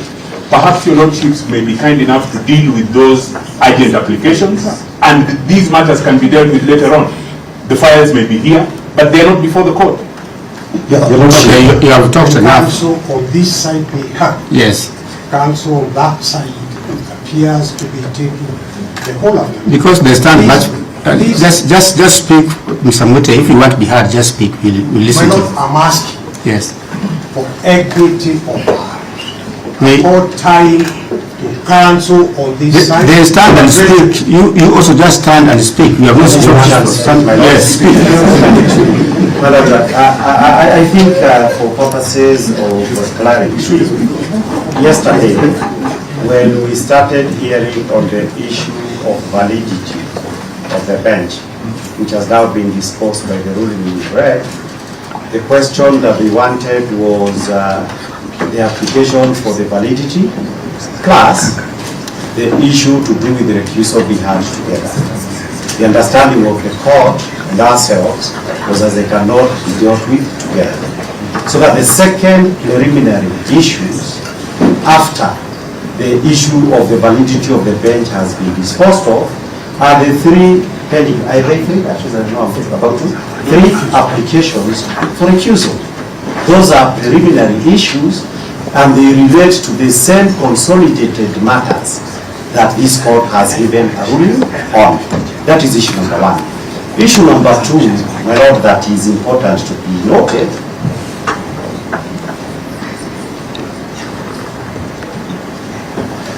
Yes, the consolidated file that is before you has that applications for recusal. That's what my learned colleague is emphasizing. So the second business of the court was supposed to be that one. But more importantly, my lord, so that we do not want to hear these accusations about, oh, somebody is trying to delay this matter. We are the victim, and I reiterate that. For purposes of the petitions before you, we would like this petition had as of yesterday. And we kept on saying yesterday, the petitions to be had. My lord, these rules, because it's the enforcement of the constitutions, the Mutunga rules applies. Since the Mutunga rules applies, the applications of the Mutunga rules was everybody was supposed to respond even to the petition to get the matters rolling. There have been no compliance with Mutunga rules for purposes of the respondent. So that if anybody was to be accused of any delay, it would be somebody who has not complied with the Mutunga rules. That is issue number 1. Issue number 2, my lord, was this, that even for purposes of consolidation, the consolidated matters, some of the advocate led by my colleague, Ms. Kimovo, they were not even served with the applications that the respondents are itching to have them disposed of. So because of that mess that was created as of yesterday, and the fact that we do have now a notice talking about these matters, the truth of the matter is, unless we have a situations where some of the advocates in the four matters that were not there yesterday have not even been served with this notice, and I know them. So that unless now we take a fresh date without somebody waiting to say that, oh, this court must discharge orders and we have a swearing in over the weekend, the truth of the matter is we need a clear date where the court ensures everybody who ought to be before you, particularly based on these issues that has been raised courtesy of correspondence with the Chief Justice, is addressed. But somebody to pretend, oh, I want to lift the conservatory order and the other side is delaying, it is unfair. We want the petition heard, and it starts with compliance with the Mutunga rules, which there is no compliance whatsoever by the respondents. So that, my Lord, I beg you that let us not appear now to be saying, oh, somebody is playing to the gallery. Nobody is playing to the gallery. We just want to assert everybody's rights. And these rights are very easy to enforce if the Mutunga rules are going to guide these proceedings. My Lord, I beg you to have the information of that. Your Lordship, I had just wanted to highlight the content of the notice which we received. I think we'll talk about the notice. I said, let's sit down. We want to talk about that notice. I will talk about that notice before you speak. My Lord, do I have your permission to address the court? Yeah, even if the court wants to talk, you don't want the court to talk.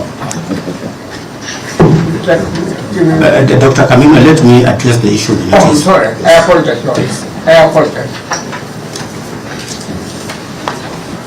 I think we have made it very clear in the ruling which you have just delivered that the matters before this court are very important to the people of this republic.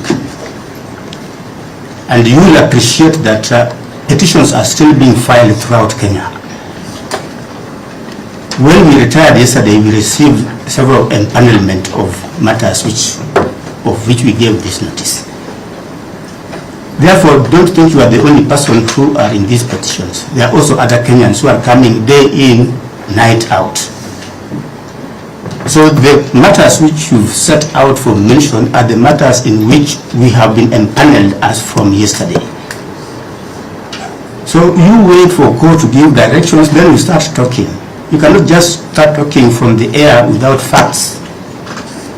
Let us mention these files first, then from there you'll see the directions emerging, and then you can make your prayers. Let's mention these files first.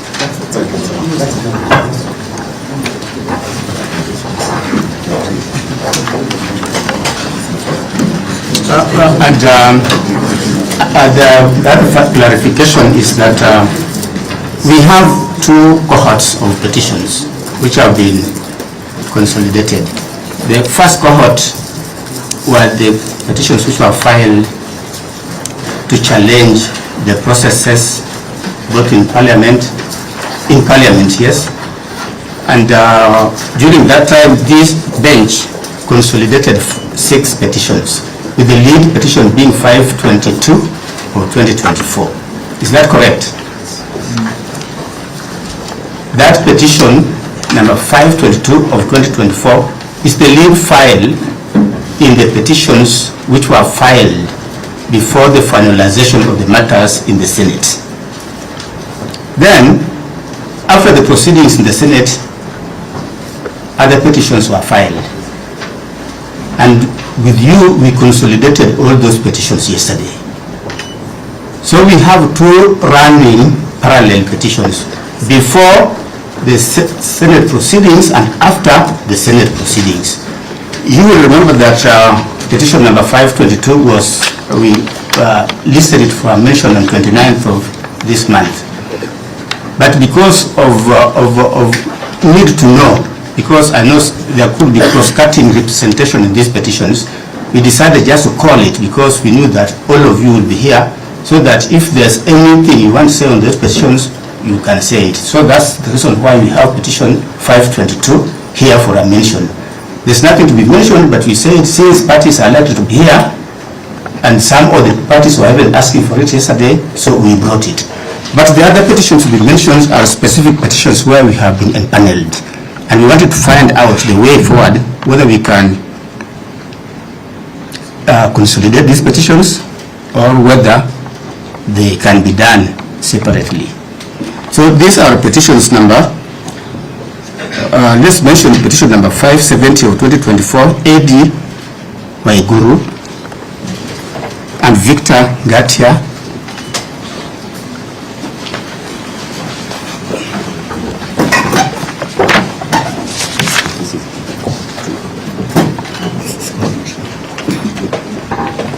Yes, this petition. Yes. My Lord, excuse me. Where the Qurans? Put Qurans in these letters.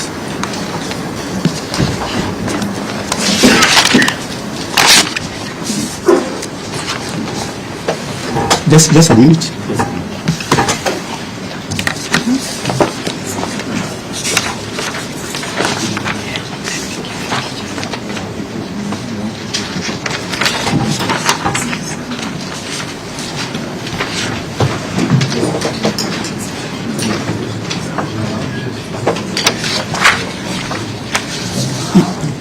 Yes.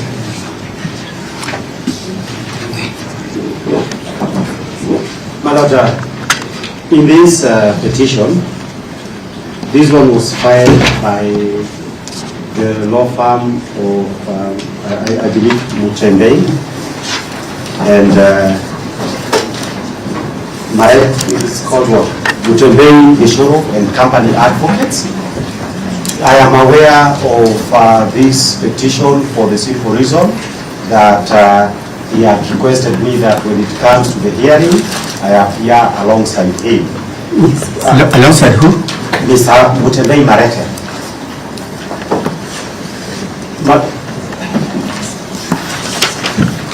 Well, the parties are many, starting with the first respondent, I think is President Ruto, Gachagua is the second respondent, and there are others. My Lord, for purposes of this petition, it was filed on Friday, and by Judge Mamuye, referred it to the Honorable Chief Justice, and we expected it to be coming tomorrow on Thursday. My Lord, Mr. Mutembei was not served with this particular notice that is before you. Actually, nobody was served. We sent out the notice in the morning today because we received them in the morning. And that's why I said that this matter has people coming. Yes. And because the representation is likely to be across, we mentioned them because we thought we would find people like you waiting for them here. Waiting for them here. Yes. So that, my Lord, in that case, what I would ask the court, and for the additional reason that I am aware that in that matter, the notice of motion is seeking a 5-judge bench, and particularly for the reason that this is an application by the citizens of Central Kenya who says, like in the year 2013, that their rights, not just regarding Gachagua, would have been affected adversely by the impeachment of the Deputy President Gachagua, and therefore I would ask that this matter do come tomorrow so that the issue on that issues of empanelment and in the presence of Mr. Mutembei can be dealt with. Because now that it is obvious that even the direct, like the advocates who filed the case are not here, it would only be fair that there is another mention where they can also be there. Actually, we didn't even have the file. We are just looking at it from our record. But that is the position as far as 570 is concerned. There is a specific application for a 5-judge bench in that matter.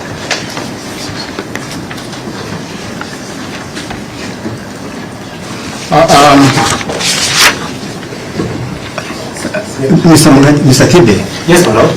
We are beyond that. There was a request for a 5-judge bench. Yes, my Lord. But what has been empaneled is a 3-judge bench comprising Justice Eric Ogola, Justice Mrima and Honorable Dr. Justice Freda Mugambi. So the request for a 5-judge bench, I think, is overtaken by events unless he wants to appeal. Yes. The chances of appeal are very high. For the simple reasons, my Lord, that will become apparent. I believe there must be some mechanical applications to the issues, but now that it arises specifically, that issue will be addressed, and the Chief Justice would have the relevant communications tomorrow morning, while given the nature of the issue that must be dealt with, there must be a 5-judge matter. All benches could be expanded. I believe that is the positions that we are coming from.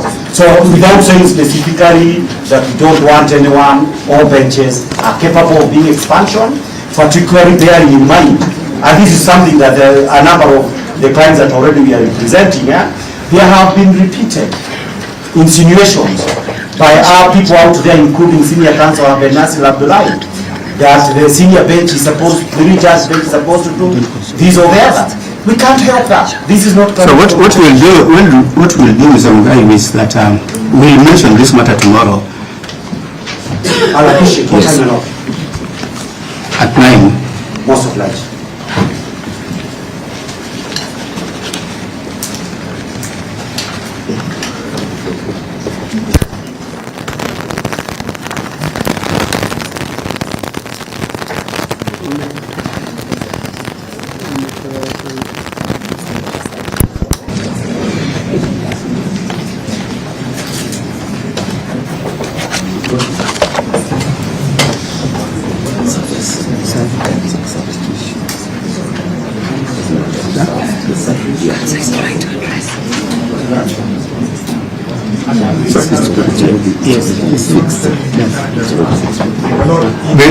Mr. Keeper, you will serve. Most of the people actually here, we have served them, but we shall serve the notice of hearing. All right. The notice of hearing for the mention tomorrow at 9. I thought my Lord the 10 would have been in here, because by the time I got to my office, there will be nobody to do some of this. You know, but the time we spend here means that even if you come at 10, you'll find us here. And at what time then do we come tomorrow? The court starts at 9, yes. You can come at 11. 11, yes. My Lord, I am asking, please, in this particular file, that you record my presence together with the other lawyers I mentioned earlier, as appearing for the Deputy President in the second response. This one? Yes. The verified? Yes. But you didn't stand up, Mr. Mute. I thought you were not here.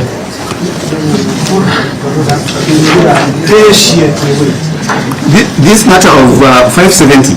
Yes. If you look at the party, the Deputy President is the second. Okay. Okay. So you agree with the directions which you have given? I accept the directions. And I will be here tomorrow, I think. Inshallah. Yes.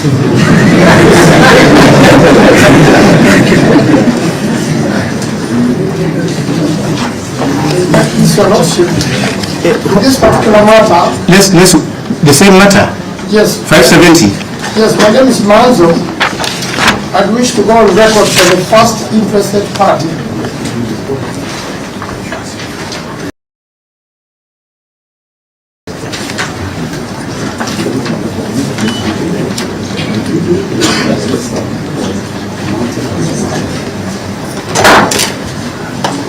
Your Lordship, my lady, may I be placed on record for the second and the fourth interested party?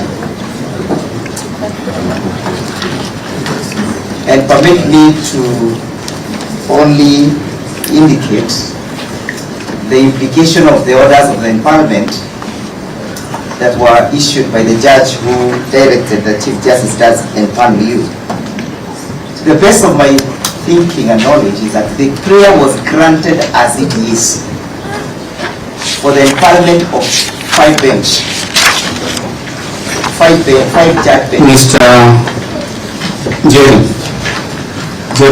Zero, yes. We speak from the record. You heard me mention the parties. I said that this file has been empaneled to comprise the Honorable Mr. Justice Eric Ogola, the Honorable Mr. Justice Murima, the Honorable Dr. Judge Freda Mugambi. I think that's very clear. We are only three. That's correct, but I will address it tomorrow. That issue. My lords, my lady. So we mention it tomorrow. Mr. Njiro, you say you come for which parties? Your Lordship, I appear for the second and the fourth interested party. Thank you. My Lord, if I may make a request. My Lord, there is a file that is live before, and that is petition number 565 of 2024. We have requested, my Lord, that you give directions in respect of the applications in that matter, because this process of taking quorum might take some time. And there are 3 cohorts of files that are before you. And if I may just be given a moment to explain myself. As the court has correctly identified, there is a cohort of files that are consolidated in petition 522. There is a cohort of files that is consolidated around petition 565, which have the 2 applications that the court has identified as urgent. And then there are these others that have been referred to the court by virtue of the email that we have all seen today. It is my request that the court keeps them in those cohorts so that the applications are able to be dealt with because they are urgent. These are important, but the applications are urgent. And the court has identified that urgency because this will go on for 2 or 3 hours without any directions having been given in 565. A lot could we be on board together? We are being made orphans. The state is in the bedroom. Let us also be in the bedroom so that we can respond. Mr. Man, what do you want to do in the bedroom? We will discuss. Can we allow the parties? Mr. Nyamodi, the reason why we are mentioning these matters is to find out if any of them would be ripe for consolidation with the matter which is here so that we don't duplicate. Thank you, my Lord.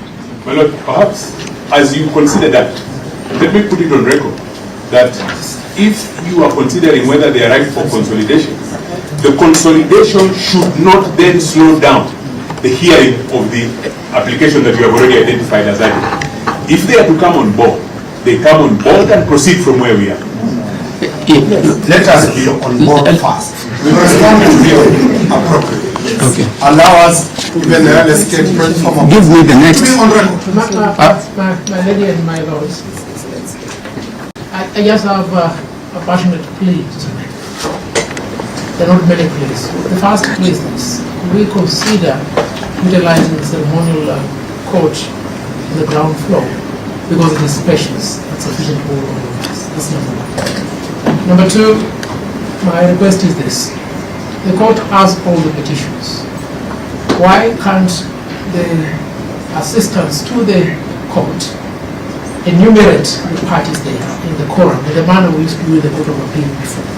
So that when we appear here, whatever time you indicate, we'll just fill our respective names and the court will be able to deal with the matter without the need of this back and forth. Number 3, my lords and my lady, I think the court needs to just be a little bit proactive. When you retreat, you may make 2 decisions. 1, either to determine the interlocutory applications, in which case you can frame issues for the parties to submit. Or 2, if you're minded to hear the petitions themselves, then still frame the issues and forward it to us so that we're able to make progress.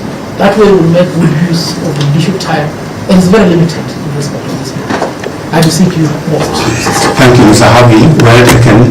As a former chairman of the House of Science, let me second the first issue and plead that if only for the purposes of everybody getting sufficient oxygen, we are too crowded, and the people want to listen, and the media and the members of the public. If it is possible, let us use the ceremonial hall. Council, Senior Council, we will use the ceremonial hall as from tomorrow. Thank you. And something. Yes, I wish to say that perhaps when giving directions, then and if parties, files are going to be consolidated, then it will be proper. Each person is served with the application, so that we are able to respond, even if we are given a day to respond, so that when we begin to submit, we are able to submit according to the law, not as per the bar and whatever issues are being raised. Thank you. Thank you. My Lord, I was going to beseech the court, if we are to make progress, I will beseech the court to invoke its powers under Section 55, Article 159. We will go on and on. There is no shortage of legal provisions enabling this court to rein in on the lawyers. Because if you don't do that, my Lord, on a matter like this where you have 20 lawyers, 50 lawyers on the other side, we will be coming to you, we'll be doing legal gymnastics, legal ping pong, what I call legal sophistry on other occasions, and meanwhile we'll be lamenting as we are now lamenting to you that there are applications both from this side and this side, certified agent. Meanwhile, we are spending a lot of time, each of us from whatever side, studying to raise this or other housekeeping issue. I beseech you, my Lord, in a matter like this, the court must be very firm. It must run the council. The court itself must have very clear direction. Which is the application that will be had, in what sequence, what are the time allocations, how the parties share those times. We have agreed on that, and what we ask is let us mention these matters so that we know how they relate to the other matters which are before the court. So we have mentioned 570.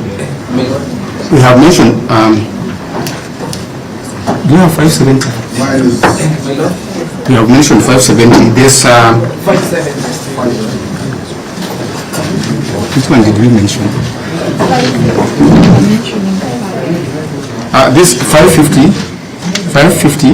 In E570. We have mentioned E570.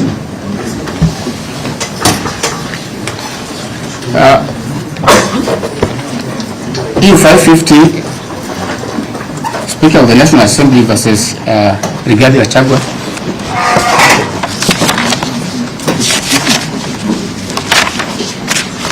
My Lord, this file is already consolidated under the cohort of 550.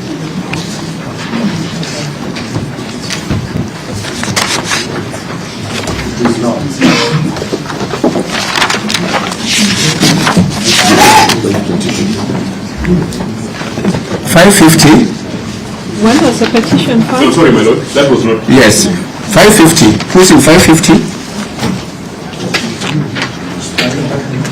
Who is in 550? My Lord, mine is 572. I'm asking 550. Yes, my Lord, in 550. My Lord, we appear for the first respondent. I guess you can tell us who is the petition. The petitioner, my Lord, is the former Deputy President, my Lord. Represented by my Lord Senior. My Lord, I appear for the Deputy President, not former. He remains in office for the basis of the conservative orders, and each bench has confirmed weighty issue, which is why we are here. It's not just a rush. For the first petition, For the first petition. I thank you. My Lord, it exchanges you, Nyamodi and Gumbo for the second respondent.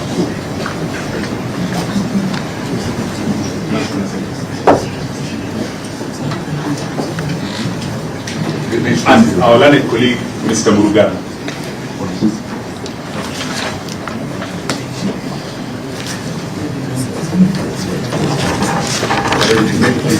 Yes. In that matter, my name is Bukele. I appear together with Ms. Andy and my senior professor of gender for the third and fourth respondents.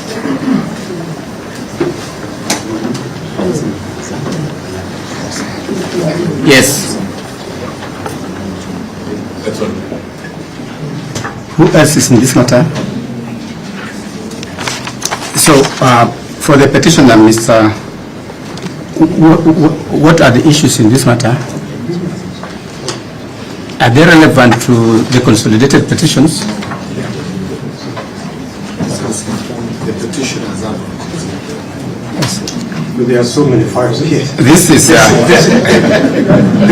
the same team of lawyers, yes, including myself that I gave when we came for the ruling, yes, is appearing for the deputy president. But what I'm asking is it going to be consolidated or is it standalone?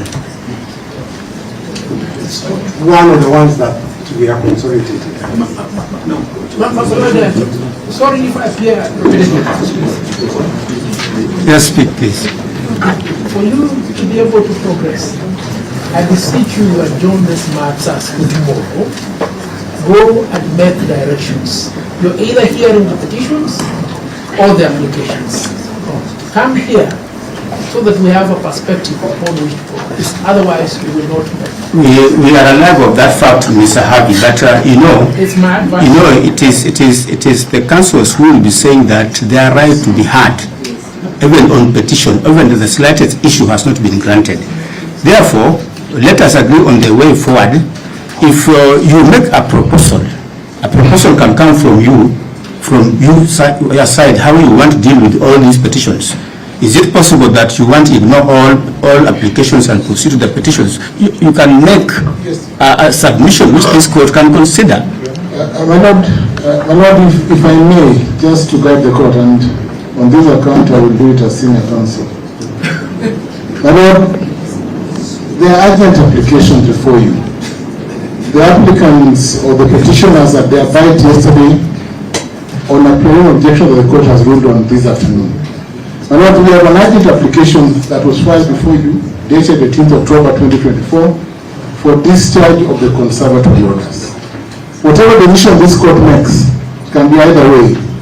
We lead to directions on the hearing of all the consolidated petitions. Some of the petitions, my Lord, deal with issues or causes of action that arose before, my Lord, the impeachment. The proper position of the law is that the party who is the petitioner is the former deputy president. That's the position of Article 145(7). Allow us, my lords, to urge our application for the setting aside of conservative orders. I think, my lord, that's the only way we can move, because they have had their bite, let us have our bite as well. We will only take 30 minutes, we request. I'm not disagreeing with you, Professor Gianda. What I'm saying is that let's mention these files. We are on the third one, and if you have not been interrupting, perhaps we'll be through with them.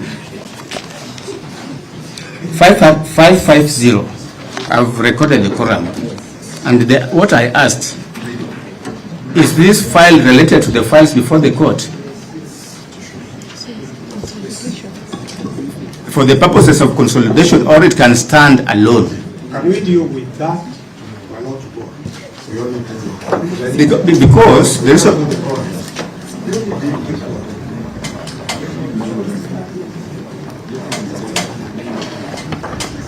Consolidation has implications. I need to consult my team. I need to consult the client. Let's take the quorum. Let's deal with the consolidation. So we'll mention it tomorrow? Yes.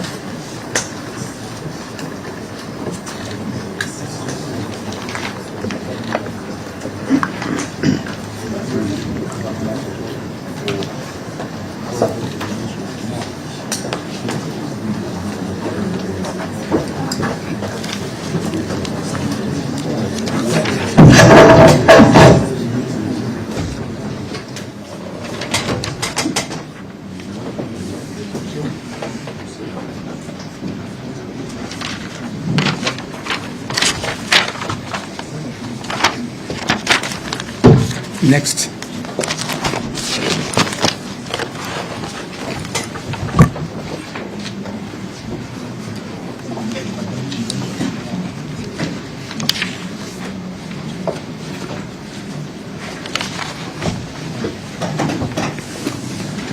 Uh, 541, Dr. Clarence Eboso. Dr. Clarence Oboso.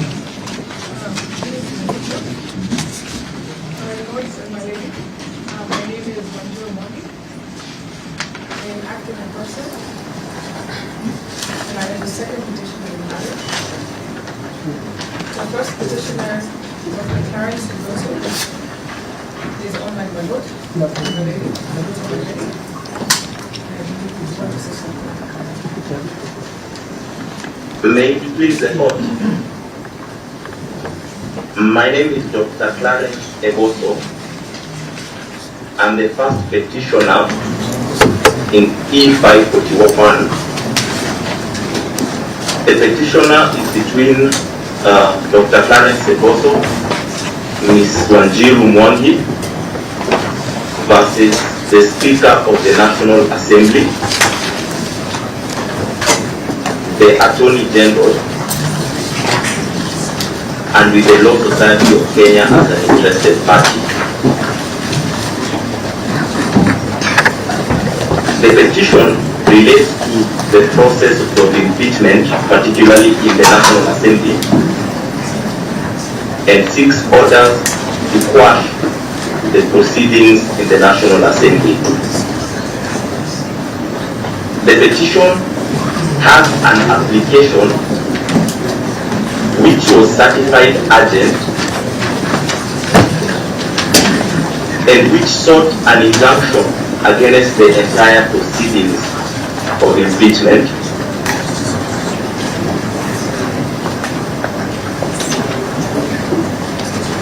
The court which certified it urgent directed that the application would be heard by the bench that would be constituted.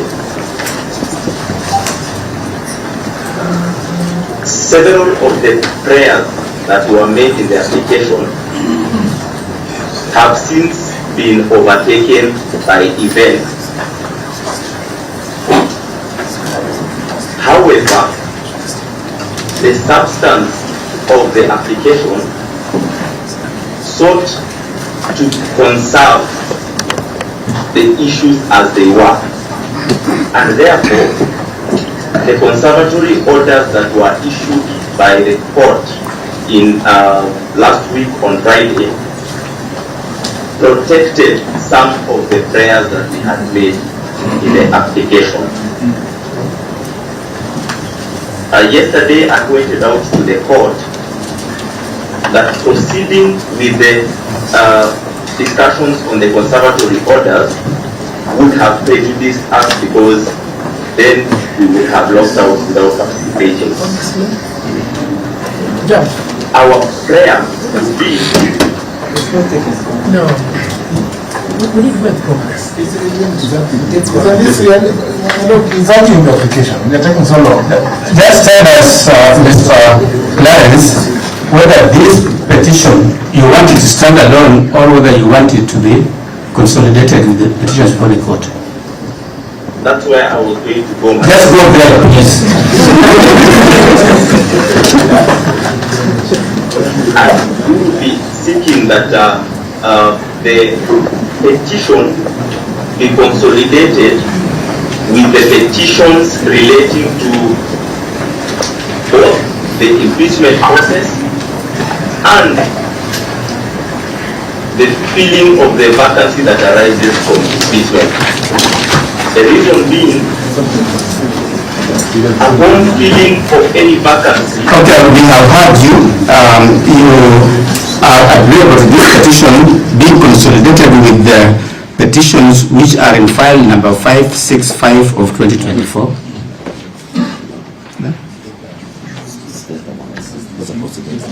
My Lord, may I just conclude?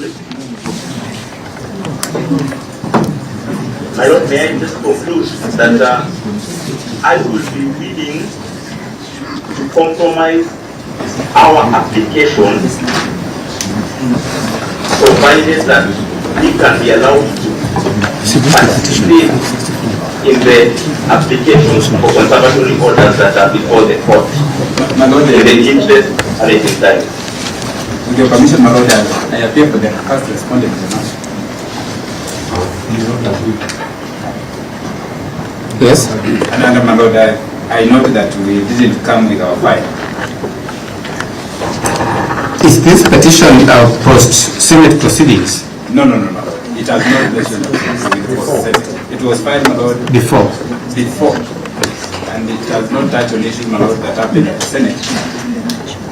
Ordinarily, my lord, will be opposed. So we mentioned this matter? Tomorrow, my lord. We mentioned this matter on 29th when the petition number 522 will be mentioned. Most of that. Tomorrow or the 29th? My lord. Yes? I'm not sure if the court got the last statement I made. It would be greatly prejudicial to us if the discussions relating to the conservatory orders continue without our participation, because we are essentially raising the same issue in our application. My lord, I agree that we filed our application on the 8th of October 2024 before the National Assembly had even made its impeachment, had impeached Deputy regarding Gachagua matters. We are acting in person, we are laymen, my lord, and we are also protected by the same laws, Article 27, Article 47, 48, and 49, and 50, my lord, for the right to fair hearing. So we do ask the court does mention our matter tomorrow so that we can articulate the points that we need to. Well, my lord, I appreciate the fact that the petitioners are appearing in person. My lord, once the court has made an order, my lord, the only remedy available to the parties is either to appeal, my lord. We have not made any order. No, we talk before the orders. So we mention this matter tomorrow. Be available.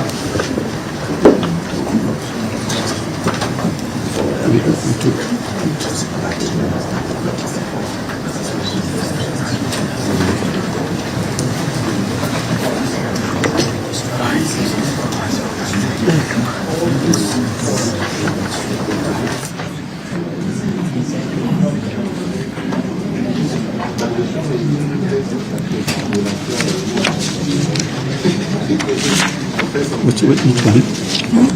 Which one in that?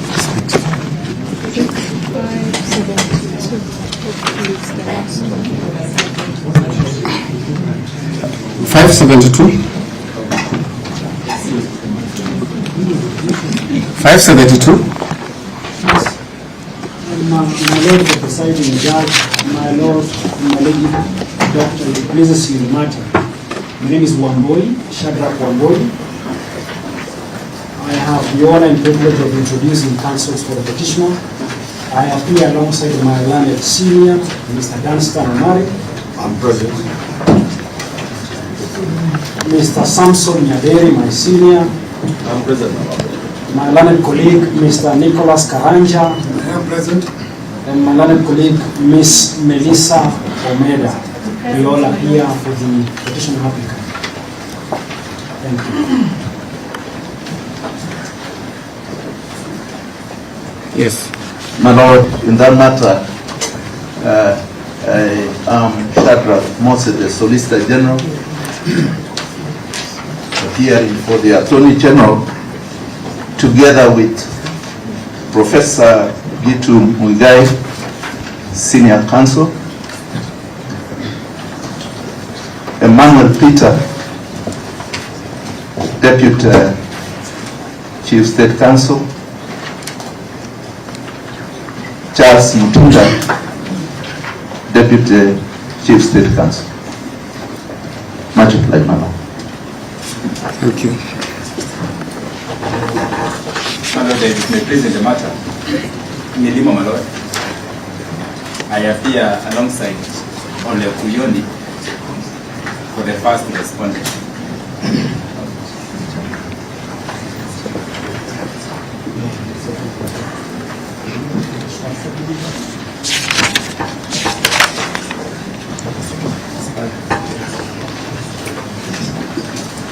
Beg with you, my lord. For the second respondent, my name is Gumbo. I appear together with the learned senior colleague, Mr. Paul Nimodi, and Mr. Honorable Gitonga Mrugara.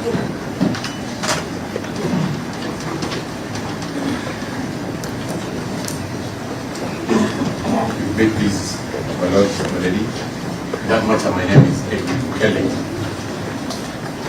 My lord, I appear together with the senior Professor Ujenda. My lord, Senator Hilary Sigei, and Ms. Mercy Tanki. For the third respondent, my lord, in respect of this matter.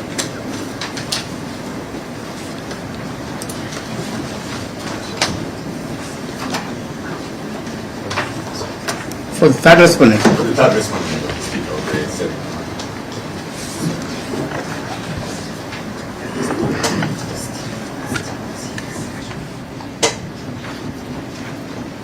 The Deputy President is the interested party, and I appear with my colleagues, Mr. Ongoya,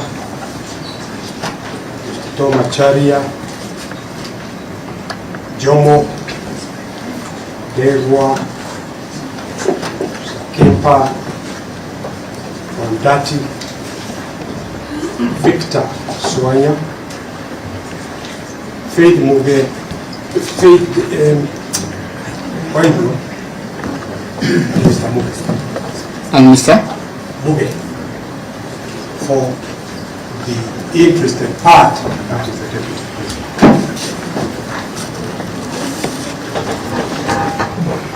Thank you, my lord. My lord, just to respond to the question whether this petition should be consolidated with the others. The questions that have been posed in the instant petition question the constitutionality of the impeachment process at the Senate that led to the removal by way of impeachment of the Deputy President.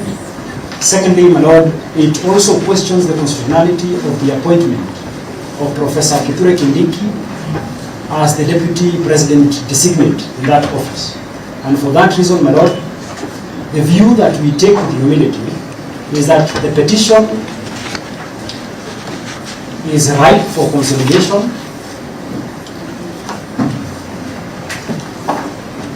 and my lord, just for the avoidance of any doubt, and my lady, we have an application filed and dated the 18th day of October 2024 that sought an order of conservatory order to stop the implementation of the decision made by the Honorable Speaker of the Senate, Honorable Amason Kingi. So, my lord, when we canvass, or we are to canvass the applications as to whether the current conservatory order should be disturbed or not, we want to actively, and we seek with humility, to participate in those proceedings. Thank you. The parties, are you opposing the possible consolidation? Yes, my lord. We are vehemently opposed, my lord, to the joinder or intended consolidation of this petition, and also that we don't take time before you this evening. We would prefer, my lord, that this matter also takes the cue of being mentioned tomorrow with the others, my lord, where we will substantively, my lord, be presenting, my lord, before you reasons why this matter should not be consolidated with the one that is before you today. And my lord, so that we save time, I speak for all the respondents. Mention tomorrow. Sorry, my lord. Mention tomorrow. We mention tomorrow. My lord, if you permit me. My lord, there is a mischief that we need to cure or to safeguard ourselves against. My lord, there is an attempt to have a litigation by way of installment in this matter. So much so that, my lord, if you look or you find time to look at the petition and the application, you will see that the issues that are raised by my seniors and counsels for the petitioner are synonymous, they are the same. So since it is not consented to, why don't we listen to it tomorrow? Most obliged, my lord, because the question of consolidation is a question of law and it's purely on a principle question. And my lord, we will be ready to argue the question of consolidation as and when we are invited. Thank you. Yes. Proceed. And my lord,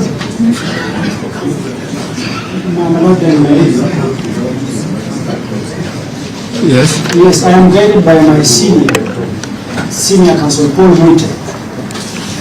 The question of consolidation is one that even the bench, as it is currently constituted, can actually look at the matters and on its own motion, suo moto, give directions or orders whether it is deserving to be heard alongside the other matters or we just need to take a cue behind other petitioners. My lord, the court has spoken. We'll mention it tomorrow. Thank you. Let's consider that issue tomorrow. Most obliged, thank you.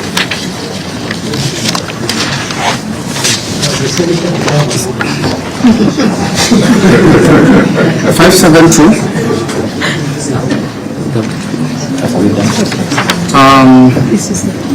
522. 522.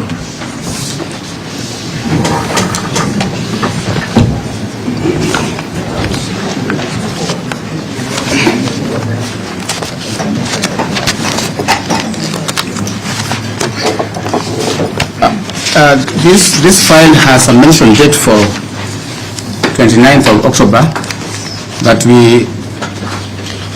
because issues are arising, we wanted to mention it again today if there is any issue arising out of it.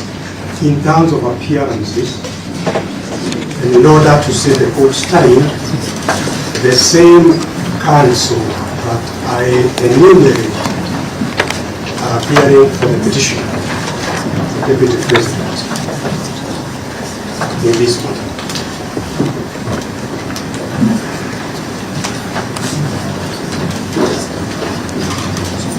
Yes.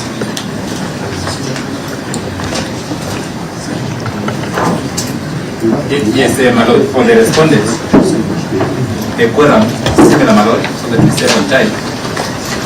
My lord, we will be willing, my lord, to present before court 2 options. Either, my lord, we retain the mentioned date that has been given, or, my lord, you mention the matter tomorrow, so that if there is anybody who want to address you, we'll address you tomorrow, my lord. We don't want to pack tomorrow with so many matters. If there's no need, we can retain the 29th. We can retain the 29th, my lord.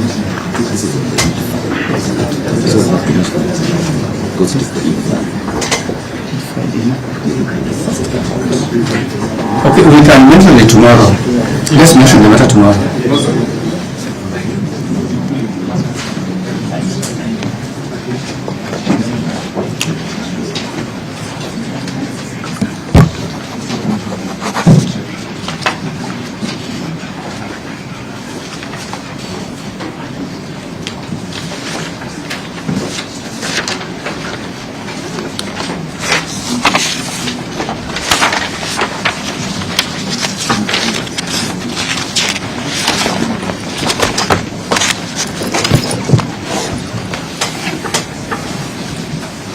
So we are clear with the mentions. We can go back to petition number 565. No, you have not mentioned my matter. Which one? 509. 509. It was consolidated in 5. Sorry, I'm sorry, I never heard you call it out. I'm sorry, Mr. Kip was keeping me busy giving me. But Lord, in that respect, we have an application, I hope it's on record. We could also mention and get directions tomorrow on my application for the recusal of the bench dated the 22nd. I would be most obliged, Lordship. We are mentioning the matter tomorrow. Most obliged. So then we are back to the petition number 565. We wish to confirm that on the part of the Attorney General of the Republic, we are ready to argue our application certified urgent by this court, or by the court referring the matter to this court.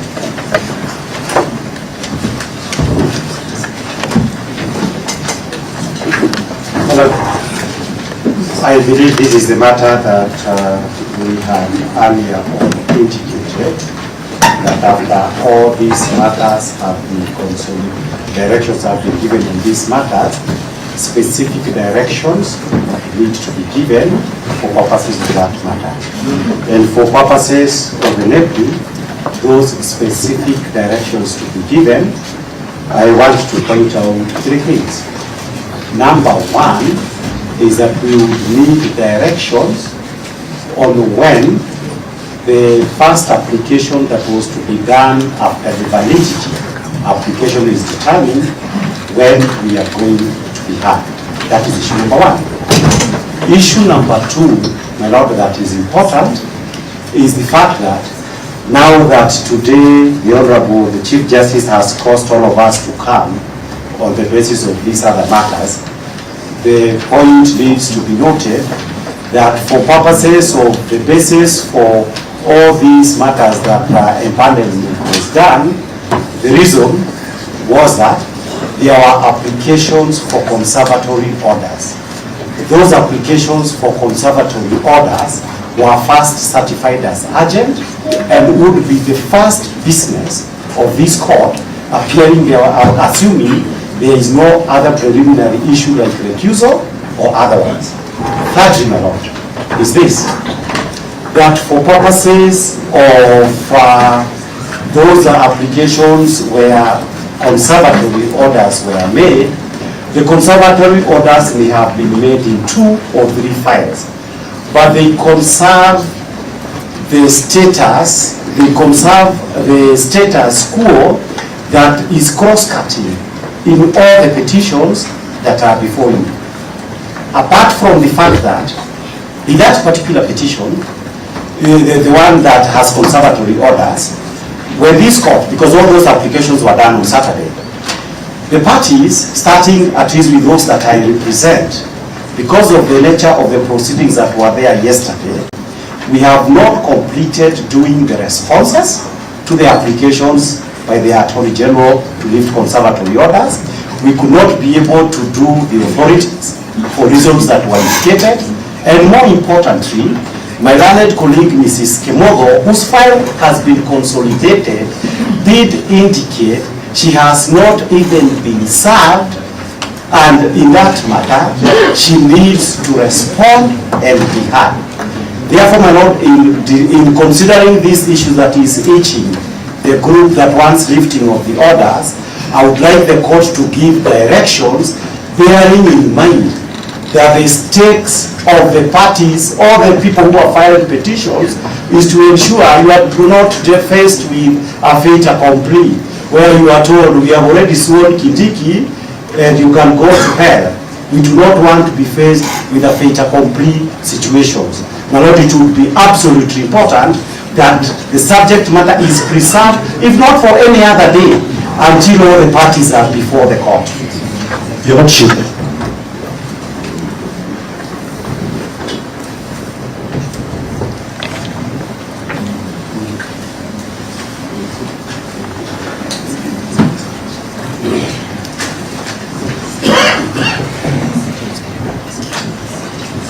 Your Lordship, there is you can see that you are consulting.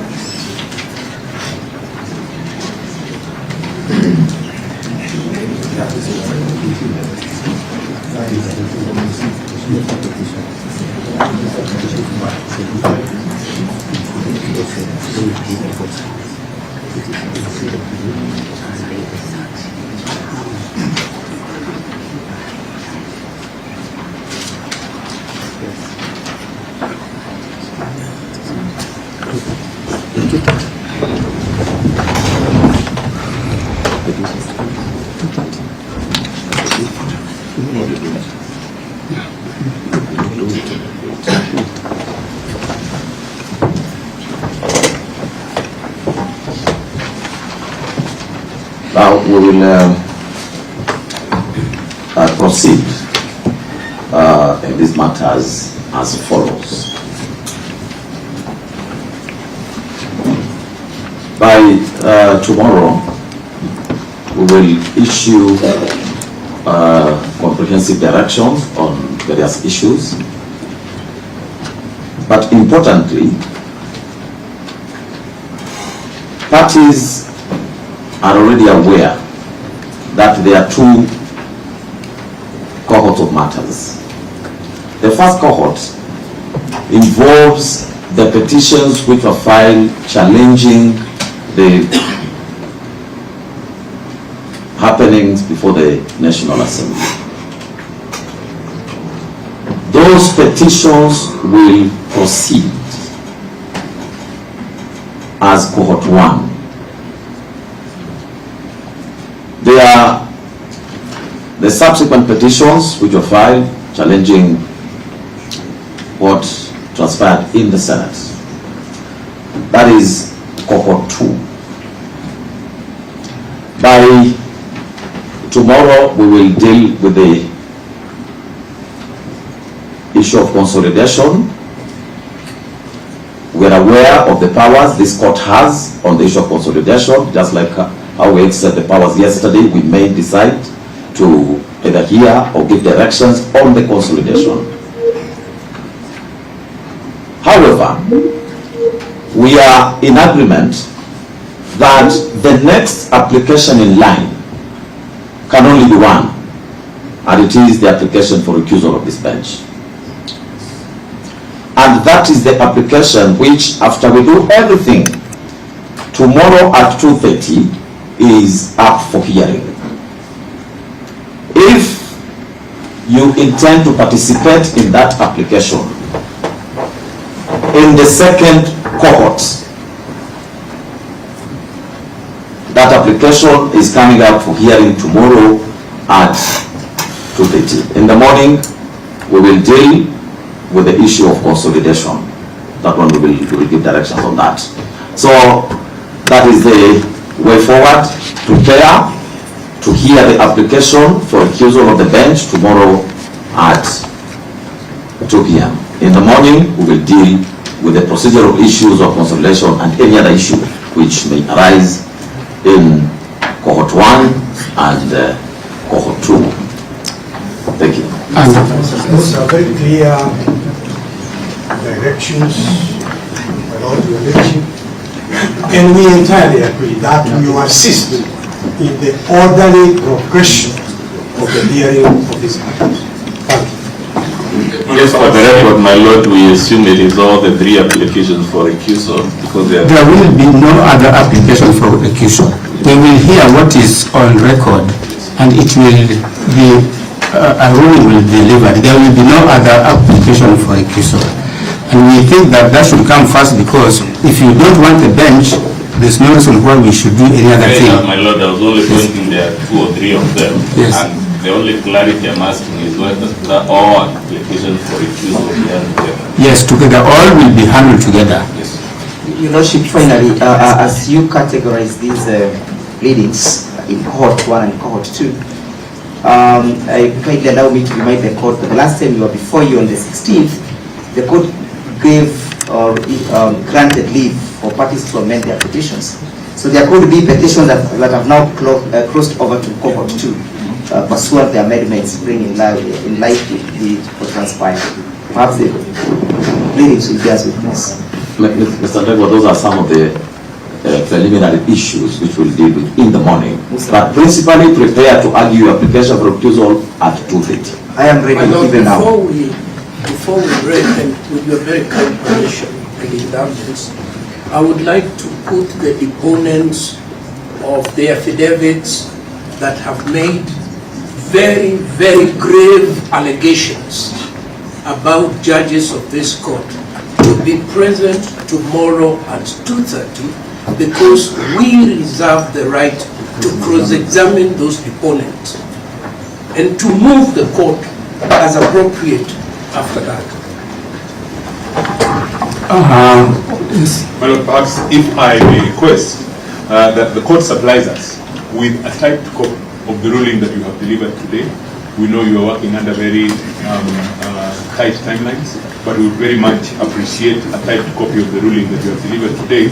We believe it may be useful in the tasks at hand tomorrow. Finally, Your Lordship, these are ruling that you delivered on 16th of October in the consolidated petition 522. And I believe you can get a copy of that ruling as well. The ruling should be available. So, yes. Finally, my judges, I think there is a law about service, that there are some parties who are present and have not been served, and we've been hearing this from inception. I think tomorrow we settle the issue of service. We also settle the issue of filing of any affidavits or responses that ought to be done, so that after 2:30 we know how best we're going to proceed without people intervening with "I have not had sufficient time to this or that." And I think before my presiding judge addresses, I just want to remind the parties that we are using technology to move. To me, the issue of service should not be a big thing, because if you are mapped into a matter, automatically you get everything, unless you are not in the system. And if you are not in the system, get in touch with the deputy registrar. As simple as that. So that we avoid these issues of I was not served, I was served, I was not served. Let us make use of the technology at hand. Thank you. May I suggest that we are appearing tomorrow in the ceremonial hall at 11. I was going to plead that any other issues being raised from the bar be raised tomorrow at 11. No. Beloved, as the chair in charge of all the people who are retiring, I take the floor at this particular moment. All the people that were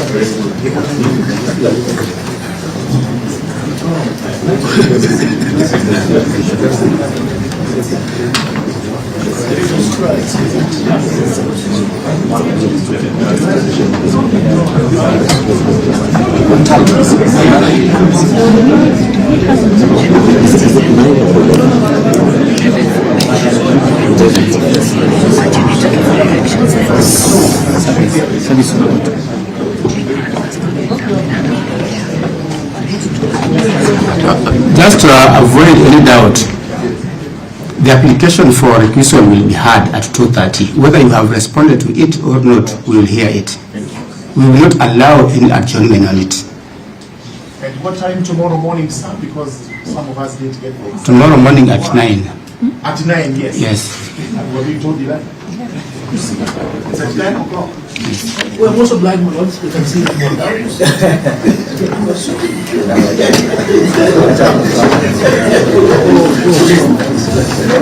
For clarification, not as a physical or you can do it virtual.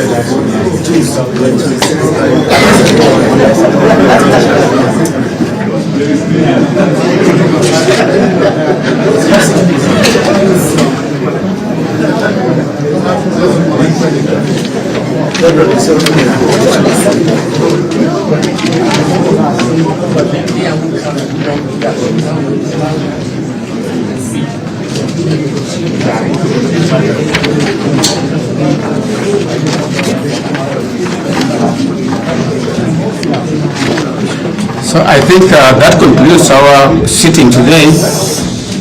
That concludes our sitting today. See you tomorrow.